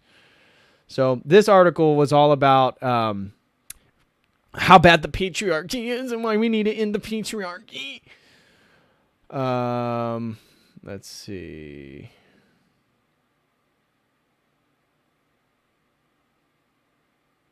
Yeah, it's kind of boring, really. I lost interest when I was trying to read through. That's probably why I didn't use it for healing the male heart. In AA, we often talk about gifts of sobriety, which as improved relationships. Some of my early gifts, much to my despair, were anger and resentment. This is really normal stuff for the early path because sobriety allowed me to be present and to feel the anger for the very first time. Yeah, whatever. Let's see. This one is bring down the patriarchy. The educated woman and the power over herself can bring down the patriarchy for the betterment of all humanity. Oh, boy. The French Revolution was not enough. Mary Wollstonecraft wanted something more. She declared war against the patriarchy. She called no less than a revolution in female matters. This revolution was not about how to set up or sit at the dinner table. It rather sought to overthrow the system of socialization that made men and women prisoners of each other's tyranny, rather than the virtuous companions whom they were meant to be. According to who? According to who? Uh-huh. And that's where the question really begins. According to who they were meant to be any other way? Wollstonecraft waged her war in paint. She targeted literary and intellectual giants John Milton, Rousseau, Edmund Burke for propagating absurd and pernicious ideas about the innate inferiority and natural subordination of women to men. With her pointed wit, she eviscerated a host of second-rate writers whose views on female education derived from the triumvirate. She courtled. Indeed, the word masculine is only a bugbear. Then she gladly granted them their premise. Men and women obviously differ in their bodies. On the whole, women appeared to be physically weaker, but it did not follow that deeper differences of intellect or virtue prevailed over the sexes. With a strikingly gender-neutral language, she contended whatever effect circumstances have on the abilities, every being may become virtuous by the exercise of its own reason. And so if you guys, I didn't really, it was all right, this article. It was basically what you'd expect. Here's another one. It's not the end of men. So this one, again, is on toxic masculinity, ending the patriarchy. And this doesn't mean we're ending men. It's just men are just becoming better men. That's like the whole thing. Despite the hand-wringing about the death of masculinity and the secession, or the he-cession, the problem isn't men. It's traditional gender stereotypes. It's not men. Men can be fine. They just have to be like women. That's basically the article. Key statistics about men and mental health. Let's see. Depression in men. Depression is often found to be more difficult to diagnose in men because men don't tend to complain about the typical symptoms more often than not. Good. They shouldn't complain. According to netdoctor.co.uk. Oh, gosh, it's the UK. Yeah. Anywho. 4 in 5 suicides are by men. So, yeah. So wherever you see suicide statistics, then you can already then look that 4 out of every 5 of those suicides were a man. And I think it's because men have way more of a responsibility, because it's like our whole lives is like becoming who we should be. And then women, it's more like choosing the right person and also becoming. They're becoming as well, but in a way they have to defend their sexuality, their purity, their beauty, women have to guard that. And that's really the role of the father then. Her father, then she submits to the father protects her and makes sure that nothing happens to her until she can then meet a man who can do the same thing. And so it makes sense why men, if they don't have a purpose, if they don't have a family, if they don't have something large, if they don't have a God, it makes sense why they're going to commit suicide. Dangerous books. Perhaps Bible-believing conservative Christians should consider banning the Bible. Hot take. Here's a real hot take from the humanist. The humanist. This is from the Milwaukee Independent. But let's see here. A Tennessee school board recently voted to ban Mao, a Pulitzer Prize-winning graphic novel about the Holocaust from the 8th grade curriculum. Yeah, maybe they decided it wasn't ready for 8th graders. This has become a familiar tactic for Republican parents, politicians, and pastors working through local school boards to edit out vital creative works and voices from school curriculums in the name of protecting children. And this is the author here. This dweeb right here. A 20-year ministry veteran trying to figure out how to love people well and live out the red letters of Jesus. And he's talking like this. What a weirdo. Like, I don't know how people get to these weird places. Women's preferences for men's fate. Oh, that's you're not the man your father was. This was a really interesting article about testosterone rates. That one of the reasons we're not the men that our fathers and our grandparents were is because we only produce a fraction of the testosterone with our testicles because of all the toxic chemicals in the foods we eat and the porn we watch. I mean, and this is a real, like, semen retention. I'm going to do a larger video on semen retention and stuff like this eventually. But, guys, it really does boost testosterone. Smash that like for everybody who's watching. There's a video, Jesse James West. He's kind of a fitness blogger, YouTuber type guy. Not Orthodox or Christian or anything like that, but he did a video, I think, last week where he tried to not, he did not masturbate, or no, he did not release his semen for 30 days. He tested his testosterone level on the first day, and then he tested his testosterone level on the 30th day, and it was up over 100 free testosterone. Now, you have to see the hormone binding agents to see how much of that is available for use. But it's a real thing, guys. When you lose your semen is a life force, and your semen has energy in it. And the more you can control your semen and keep it, the more energy, the more strength, the more productive, the more aggressive you're going to be. Those can all be harnessed for very positive things. So anyways, that's what this article was about, is that you're not the man your father was. Studies show that men's testosterone levels have been declining for decades. The most prominent, a 2007 study in the Journal of Clinical Endocrinology and Metabolism, revealed a substantial drop in the U.S. men's testosterone levels since the 1980s, with average levels declining by 1% per year. This means, for example, that a 60-year-old man in 2004 had testosterone levels 17% lower than those of a 60-year-old man in 1987. Another study of Danish men produced similar findings, with double-digit declines among men born in the 1960s compared to those in the 1920s. So what does that mean? Guys, we are being attacked. Our masculinity is being attacked. Our manhood is being attacked. We are in a war. This is war. You have to take control of your body and your testosterone, and you have to get serious about this, guys. There's some of you, if you don't get serious about it, if you didn't play sports, you didn't do, traditional thing, you didn't have a foundation. And so if you're getting fitness right now, it'd be like a new thing. Guys, some of you may not be fertile enough to even have babies if you were to meet the right woman. Like, you got to take this stuff seriously. Especially if we're going to be traditional men and carrying on our tradition. Yeah, chromatic geckos. I agree. Porn addiction is another reason why men are becoming more feminine. Absolutely. It has to do with the release of semen and the sexualization. Because now men are so, the society is so sexualized that now men are being like Pavlovian programmed to just release their semen every time they're stimulated. And what does that do? That lowers their testosterone levels. It lowers their ambition. It lowers their drive. It lowers their work level. All of which is what the elite, the system actually wants from us. So we got to be conscientious of it.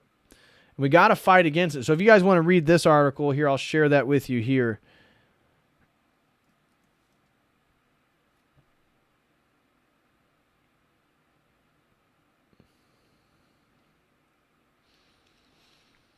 Yes, B-Love makes a good point. She says, DPH is talking about tradition grounding us toward what we're working for. A woman is not completely grounded in her sexuality. She is grounded in her motherhood. Yeah, exactly. And the motherhood requires then somebody providing. It requires a father. It requires a family structure. It requires a society. It requires all these stabilities, the stable structures for the woman to then be the woman and nurture and do all the things that she can do that the man can't do. So it's like the women, our focus should not be on women. Anybody in the chat, any dude who's like tried to like poke their finger or point at women, dude, like, physique pick. Like, we got to see, like, you must be jacked. You must be making six figures. You must be got your stuff together to be talking about women, dude. Like, it's men. We have to get back to where we were to establish the values to then get the women that are going to be submissive and part of our tradition. Like that's what it's about. You're any of the women out there that are like the, you know, the thoughts and the horrors or the OnlyFans. You're not going to change any of those. You're not changing any of those girls. That's there. That's going to be there. Change your focus. Stop complaining about them. Focus on you becoming the man that the type of girl that you would want to marry. And then be that man and grow into be that man. And then you'll get that woman. And then again, you don't have to point at the women who never submitted. We know that that is happening. We know that is happening. And so the women, again, as a traditional man, I feel like women can't defend themselves the same way, intellectually and physically. Is that sexist? Maybe. But that makes me then want to protect them more. Is that sexist? Maybe. I don't know. I don't know what these modern standards are. But that's why we as men, like, if we get our stuff right, if we get in our position and in 20 years we kind of like rule in the ways that we do, we become the man, say thousands of us across the United States are Orthodox Christians, that's going to have a major ripple effect. Think about the children we have and the children's children. It can have a major, major effect. So, anyways, guys, that is going to do today's stream. Again, rootlessness, the systematic death of man. This is about killing the historical man. The man is always intrinsically and spiritually linked to his ancestors. The severing of that living ancestral connection divorces him from the tree of life, which is going to also divorce him from God, which I was hitting with Christ again and the tree of life being fulfilled in the crucifixion. So as men are severing that connection with their tradition, they are dying. They're dying from God spiritually. They're dying then from the living connection of wisdom to their ancestors and their traditions. And so we have to realize that. And the only thing to fight it is to become more rooted. We become more rooted in our tradition. We become more fervent. We become more masculine. We become better leaders, better providers, better protectors. And just by that, and that's where it's like, it's so optimistic. I just laid out a whole systematic plan for like the global feminization of men. And the antidote is just to tell you to stop watching porn, stop masturbating, pray, go to church, lift weights, and be part of a tradition and do good things. And so you doing that literally is fighting against a world agenda to dominate you. So there's really nothing more exciting and optimistic, because it's like there's this huge plan constructed by all these people, whether they're conscientious of how they're contributing to it or not, doesn't matter. But then I'm saying all you have to do is like become aware of it and then choose to do the opposite and you're good. I mean, that's how we feel. That's how we'd beat it. And so it's pretty straightforward and easy. Glory to God. So guys, smash that like. I'm going to dive into these super chats real quick. God bless everybody. First super chat comes from the great Genghis Khan. Always throws in a $9.99. Thank you so much, Genghis Khan, as always. God bless you, brother, for your super chats and your continual support. Threw in an early $9.99 super chat, no comment. Thank you very much, Genghis Khan. Next super chat comes from the Boneman538. Shout out to Boneman538. God bless you, brother, and your wife. Hope you guys are doing well. Man, thank you so much. Bro throws in a $100 super chat. Gosh, thank you so much, Bowman. He says, love you, brother. I love you, Bowman. Thank you. He says, the tree of life is in the blood. Dry fasting can heal these aspects. Agreed. And that's why the church promotes fasting. Right? Fasting is a way that we come closer to God. Fasting is a way that we could purify our blood. Fasting is the way we get closer to the tree of life. Christ himself. And so, I couldn't agree more. Bowman538, thank you so much, bro, for the support. Again, throws in a $100 super chat and says, love you, brother. I love you, Bowman538. And says, the tree of life is in the blood. Yes, sir, it is. Dry fasting can heal these aspects.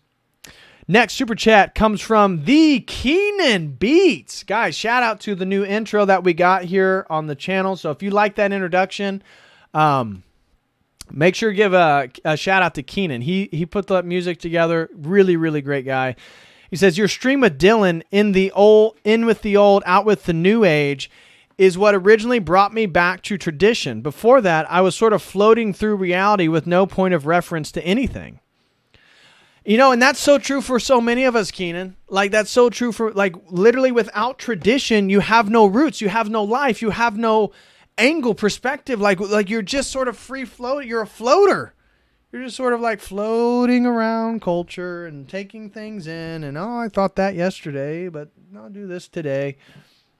No, the rootedness, it gives you a foundation. It's like now you can finally stand up. You can finally become the man that you know that you've always wanted to be and that you could be.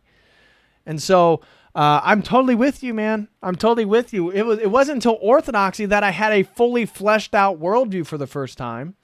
And that's really what I've been doing ever since. It's like I've been moving through all these religions and philosophies and ideas, and then I come to the confrontation or the confronting of my own worldview as inadequate, and then dive into orthodoxy, and then it grows on me and grows on me and grows on me until I'm convinced that it's true. And then I just dive deep into it, and now I made sure I understood the whole worldview.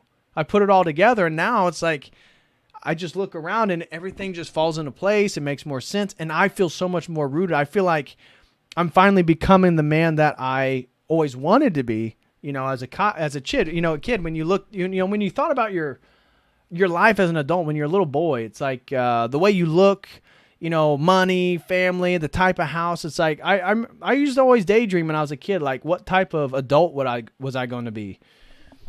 And as of right now, I'm pleased with the adult that I've become. So, but Keenan, great point, man. Shout out to you and all your work, brother. Throws in $9.99. Says your stream of Dylan in with the old, out with the new age is what originally brought me back to tradition. Before that, I was sort of floating through reality with no point of reference to anything.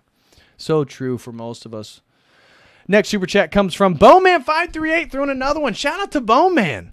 And he throws in a $10 super chat that read, the issue in marriage is usually either partner's unwillingness to own the fact there's more healing to do. Yeah. Bowman538, I agreed. That's really tough. That's what's so tough about this Orthodox thing is because there's such like personal journeys that you can't really explain to somebody because it's like it's a turning of the heart. It's a turning of the mind. It's a new way of being. And unless you already meet somebody who's on that journey, okay, oh, you Orthodox? I'm Orthodox? Okay. But if you like, okay, maybe I'm taking all this stuff more seriously, I'm going in this direction, and the other person's not ready for that, That's tough. That's really tough. That's hard. That's something you got to pray for. You got to have patience. You got to work through it.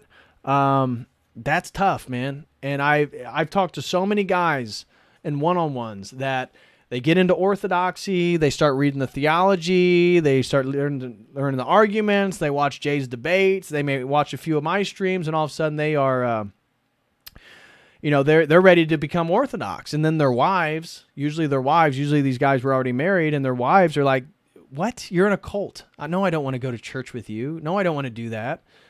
And that's really hard on them. And so,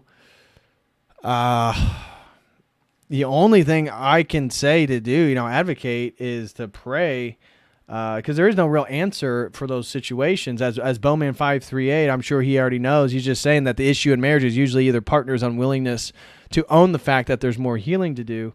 That, just the agreement on this spiritual life, or even the willingness to submit. That's the other thing, right?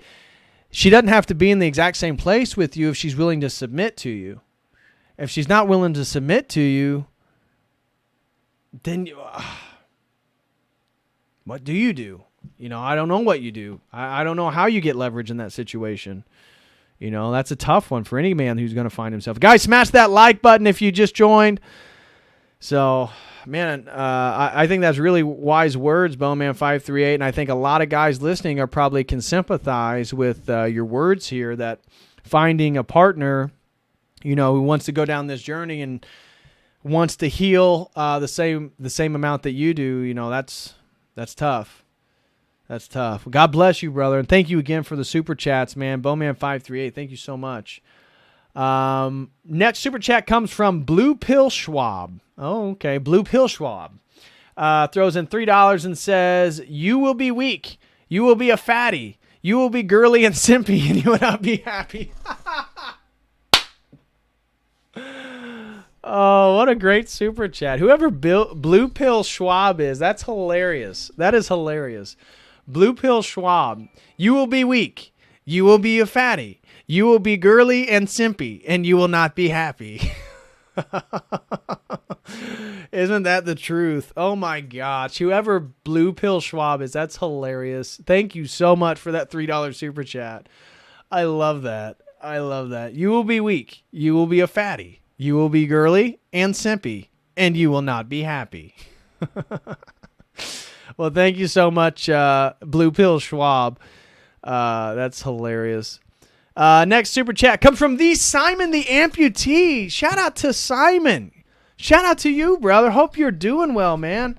God bless you and all the other Southern Cal ortho bros down there. Hope you and Father John's parish is doing. I believe that was the parish you went to. I know that's where we met. I'm not sure if you remember, but God bless you, bro. Hope you're doing well. Simon the Amputee throws in $9.99, says, "Another great stream." Well, thank you so much, bro. I'm glad you liked it.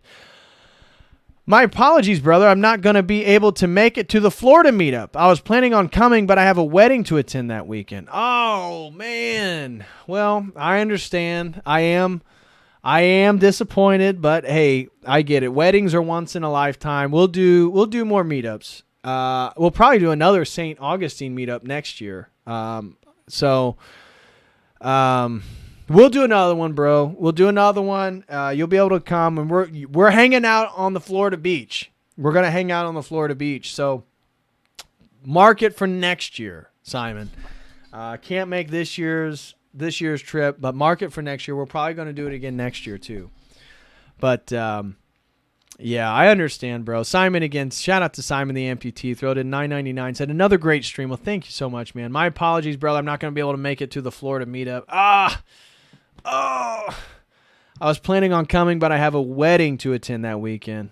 Understandable. Again, for those who don't know, Labor Day weekend, first week of September, Florida, St. Augustine, we're doing it. Meet me on the beach, St. Augustine Beach. Meet me there. Next and last super chat comes from Orthodox Potato.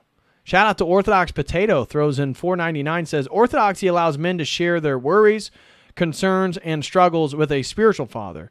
That is masculine." Absolutely. I mean, and we're doing our confessions with our fathers. We're open with our spiritual fathers. It's a patriarchal tradition, goes all the way back to the apostles. And yeah, the whole thing about the whole entirety of Orthodoxy is very masculine, and it's basically the last refuge. It's the last refuge for men to be men that promotes men. And I'm going to try to reach out to Father Hans Jacobsy. He's been doing a lot with masculinity recently, and I was going to have him come on and to talk about masculinity and like some of the work he's been doing with like trying to get men off pornography who are addicted and stuff like that. So Father Hans Jacobsy is really sort of the leader right now in the sort of pro men's movement within Orthodoxy. So I'm going to reach out to him. I hope to have him on here in the near future. We will be, Wednesday is Father Deacon Dr. Ananias. Friday, I'm going to do a stream on the theology of rocks potentially. I did get a confirmation from, I did get a confirmation from Father Abbot Trifon. You guys know my favorite, Father Abbot Trifon, that he is ready to come on for a stream. So I'm going to text him back because he texted me right before the stream was getting ready to start. I'm going to text him back and see if he's free either for Friday or next week. But we'll be doing a stream with Abbot Father Trifon. I cannot wait to have Abbot Trifon on. I cannot wait. So really looking forward to that. So Orthodox Potato, bro, I totally agree. Thank you very much, brother, for your $4.99 super chat. I really, really appreciate that. Looks like we got a couple more that hopped in here right at the last moment. Shout out to B-Love. B-Love throws in $10 and says, ex-woke feminist here. Because never exposed to patriarchy.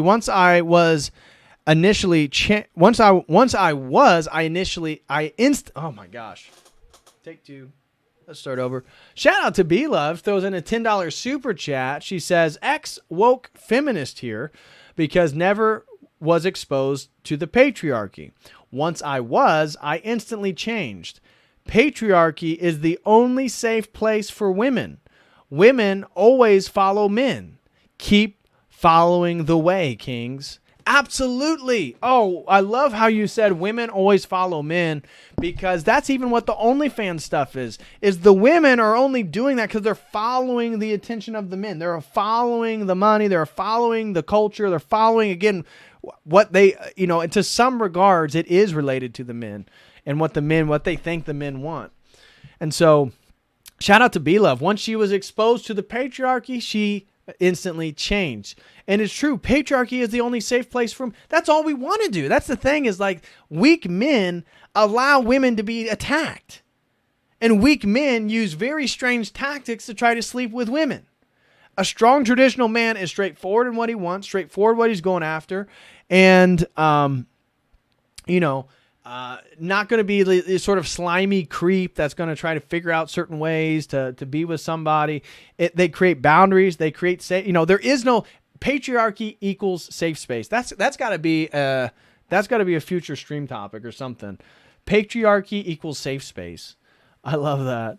But thank you so much, B-Love. Great super chat. Ex-woke feminist here because never exposed to patriarchy. Once I was, I instantly changed. Patriarchy is the only safe place for women. Women always follow men. Keep forging the way, kings. Amen. Amen to that one, B-Love. That's right. It's like, guys, once you take control of your own passions and your own self, and then you develop and work on yourself, like, you're free. You're free. You just have to stay in connection with God. Like, next super chat comes from Jacob Visser. Shout out to Jacob Visser. He's the one that sponsored our Hebrew Roots stream. Shout out to Jacob. He says, any advice to staying disciplined? I've been trying to change my ingrained habits and forming new ones, but I still feel in love with sin. Well, it's going to be hard not to be in love with sin, Jacob. I can I'm still in love with certain aspects of sin. So I'm right there with you. That's the human experience. We got to fight against that, obviously. That's the sort of Christian calling. That's carrying your cross. In regards to staying disciplined, I found that my discipline is tied to momentum. So me being able to maintain my disciplinedness is tied to my momentum. So let me explain what I mean by that. Waking up and going to the gym. I do that every morning. I have a momentum of doing that consistently. I have a momentum of not missing workouts for the last 3 years. I'm not going to break that. My discipline is reinforced and strengthened by the fact that I have a momentum of doing an activity that it would be more difficult for me to break that momentum of that activity. And then the discipline it's like getting that discipline back is going to be more difficult. The momentum maintains the discipline structure. Same thing with your diet. If you start being more disciplined with what you eat and you start eating good and healthy and you do that for a week, and you do that for 2 weeks, and you do that for a month, and you do that for 2 months, you're going to build up a momentum of losing excess fat, feeling better, being healthier, where you're not going to, being disciplined to eat is just better. It's just like, it just makes you feel better. You just feel good. So, the discipline for me in my life, because people ask me those recently. Somebody asked me when I was in Nashville, "Hey, how do you do so much?" And it's the momentum. It's momentum. It's momentum. Just like reading. When you read, the more you read, the easier it's going to read more. Like it's really establishing habitual habit. That's why being consistent is like consistency sets you free, right? Jocko Willink's quote that discipline equals freedom. It's true. It's true. And that discipline needs to be consistent, and that builds momentum. And once you have momentum in your life in regards to this YouTube channel, it has momentum. I have to create 3 streams a week. Why would I want to go a week without creating streams? Yes, that involves me coming up, thinking about a topic, coming up with a topic, doing research for that topic, and then coming and trying to perform that topic live for you guys. But now I have a momentum. I've disciplined myself to do that 3 times a week. Now I have a momentum. Why would I stop that? That's building a career. That's building my business. This is me. The super chats I get this super chat here, Jacob, is me making money for my wife that I don't have yet. But this is all the same process. You see, because the momentum of this stream, the momentum of my life is the momentum that's going to carry me into that family. It's going to carry me into the success that I'm trying to move towards. And so the discipline now, it's like my life, the reading, the work, the school, the YouTube channel, the fitness, the diet. The last thing I want to do is break the momentum. Because the momentum, I can feel it in my life. I can feel the momentum. I can feel I'm in the best shape I've ever been. I can feel that I'm better at presenting content. I'm better at doing these streams. I'm better at doing my research. I'm better at connecting ideas. I want to get better. And that momentum then is this force. It's like all I have to do is do the work. I have to do the work. Does that mean, as the end of your question says, but I feel I'm still in love? I'm still in love with sin. I still love sin. I got to fight against it. But again, even with the sin, once you break that momentum, it's harder than to get the momentum back. So if you haven't watched porn in a while or masturbated, and then you do it, you break that momentum. You break that discipline, and then getting that momentum back is difficult. And that's where the real struggle is probably going to be that next week to 2 weeks of not doing it, where then once you get 2 weeks, then 3 weeks, it's like, hell no, I'm not going to do it. I don't want to break my momentum, which reinforces your discipline. And so you got to think about your life as establishing small habits, baby steps in all the directions. Just create baby steps and be consistent in those little steps. And all of a sudden you're going to become disciplined because you want to maintain the momentum in your life in all regards. And that's going to set you free. And that's going to then realize that you're in control of your life. Nobody can stop you from not eating healthy. Nobody can stop you from not making sure your body's in top shape. Nobody can stop you from praying. Nobody can stop you from learning more about God. Nobody can stop you from going to church. No one can stop you from getting your goals, especially once you know what God wants you to do with your life. Once you know what God wants to do with your life, what's going to stop you? Who could stop you? That's how I feel about my life. And so then it's all about momentum. And so sorry, Jacob, I went a long way about trying to answer your question, but I hope it helped. That's just kind of my personal take. That's my personal take. So, Jacob, I hope that was useful, brother. God bless you, man. Thanks for sponsoring that stream on Hebrew Roots, and look forward to doing a one-on-one with you this Thursday. So, God bless you, Jacob. Wish nothing but the best for you and your family. Next super chat comes from Zach Flatten. Throws in $5 and says, society's goal, by its very design, is to keep people rootless. It's not accidental, and it's all insidious. Absolutely. Absolutely, Zach. Great super chat, brother. Thank you so much for the $5, and that's absolutely it. Society, especially today's society, is designed to keep us rootless. It's designed to prevent you from being tied to tradition. It's designed to keep you from being the man that your father was, and he wasn't the man that his grandfather was. And so we got to get back. We got to get back that masculinity and just bring it back into the 21st century, because we got to be those men. But now we can't go back, right? It's not like you can go back to the 1950s. It's not going to happen.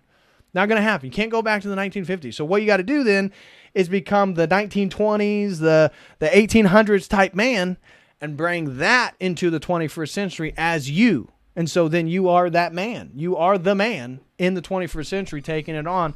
And it's your awareness, your sentience, your connection back to God. And you're here fighting the battle. This is war. This is meaning. This is what it's all about. So, yeah, I totally agree, Zach. God bless you, brother. Thank you for the super chat. And last super chat comes from Pim Orsos. And he is the sponsor of the Khazarian stream. So shout out to Pim as well. Throws in $5 and says, is beach volleyball traditional masculine? Oh, that's hilarious. That's hilarious. Pim asks, is beach volleyball traditionally masculine? You know, I wouldn't suspect, but at the same time, here, let me paint a scenario of how beach volleyball is masculine. There's a group of guys, they're laying out on the beach one day, it's hot. You know, they have a bit of a small soccer ball, kind of lighter than a soccer ball. And they're like, man, I'm kind of bored. They may start throwing the ball around. All of a sudden, they get like a tablecloth, and they spread the tablecloth off. They start hitting the ball back and forth. Then they start competing with each other. And then they start betting on the games, competing. And I'm going to beat you best. Now, all of a sudden, we got beach volleyball in its rudimentary form. And it is in a sort of masculine context. But I get your point. That is hilarious. And I may engage in some beach volleyball at St. Augustine Beach. I'm more interested in just lifting weights, laying in the sun, drinking nice drinks, and eating steak. That's my goal for a week. So, but Pim, that was a hilarious question. Is beach volleyball traditionally masculine? ?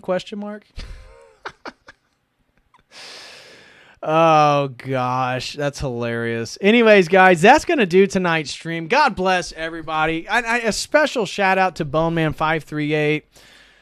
Thank you, brother, for your support. I truly do appreciate it. Special shout out to always Genghis Khan. Oh, we got a last minute one from Rachel. Oh my gosh, Rachel Wilson. Shout out to Rachel and Andrew Wilson. Throws in a last minute super chat. She says, thank you for the epic motivational rant, and thanks for the super chatter who prompted it. I was just finishing meal prepping for the week, and so it was perfect. Much love from the Wilsons. Oh, God bless the Wilsons. I love the Wilsons. I love Andrew and Rachel. Hope you guys are doing well. Hope you and the girls are doing well. Thank you so much for the sweet super chat. Thank you, Rachel. Gosh, we had so much fun in Nashville together. We had a lot of fun in Montana together. So Rachel and I and Andrew have established a relationship of where we basically just meet in different places in the United States. But thank you so much, Rachel. Again, she says, thank you for this epic motivational rant, and thanks for the super chatter who prompted it. I was just finishing meal prepping for the week, and so it was perfect. Much love from the Wilsons. Well, much love to the Wilsons. And again, meal prepping, I love it, right? It's the discipline. It's the momentum. It's the getting after it, like going after the goals. That's what we got to do, guys. That's what we have to do. That's how we set ourselves free. Christ has already done the work. We're free. We're only choosing through our own sin and our own vices to then like become ensnared and entrapped in our own freaking the webs of society. Like we can free ourselves. We just got to do it. Just take control. And so Rachel, God bless you. We got to do another stream here soon. I'll be reaching out to you. I saw that you did one with Jamie the other night. So man. Anyways, God bless you, Rachel and Andrew Wilson. Really love you guys. Special shout out to Pim Orsols. Special shout out to Zach Flatten. Special shout out to Jacob Visser. Special shout out to the great comment by B-Love, who said, again, ex-feminist, never exposed to the patriarchy. Once I was, I instantly changed. Patriarchy is the only safe place for women. Women always follow men. Keep forging the way, kings. Love it. Special shout out to Orthodox Potato. Special shout out to Simon the Amputee. Special shout out to Blue Pill Schwab. And special shout out to Keenan Beats. All, as I mentioned earlier, the Bone Man 538. Thank you. And of course, Genghis Khan. That looks like that's everybody for tonight. Guys, thank you so freaking much for the support. I really hope you guys enjoyed the stream and the topic. Anyways, God bless you all. I will be back Wednesday with Father Deacon Dr. Ananias, the man with 17,000 first names. And we are going to be talking about Gnosticism and Scientism Wednesday. So be prepared. Wednesday evening, I'll be joined by Father Deacon Dr. Ananias to talk about, and by the way, was it today or yesterday was his birthday? I think it was today. So make sure you wish him a happy birthday. Today was Father Deacon's birthday. And so he'll be on Wednesday. We'll be diving into Gnosticism and Scientism. I have a stream topic planned Friday, but if Abbott Tree Fund wants to come on Friday, we'll do Friday or next week. So Abbott Tree Fund's going to be on soon. So anyways, I will see y'all Wednesday. God bless everybody. Have a wonderful night. Smash that like. And as always, until next time, God bless.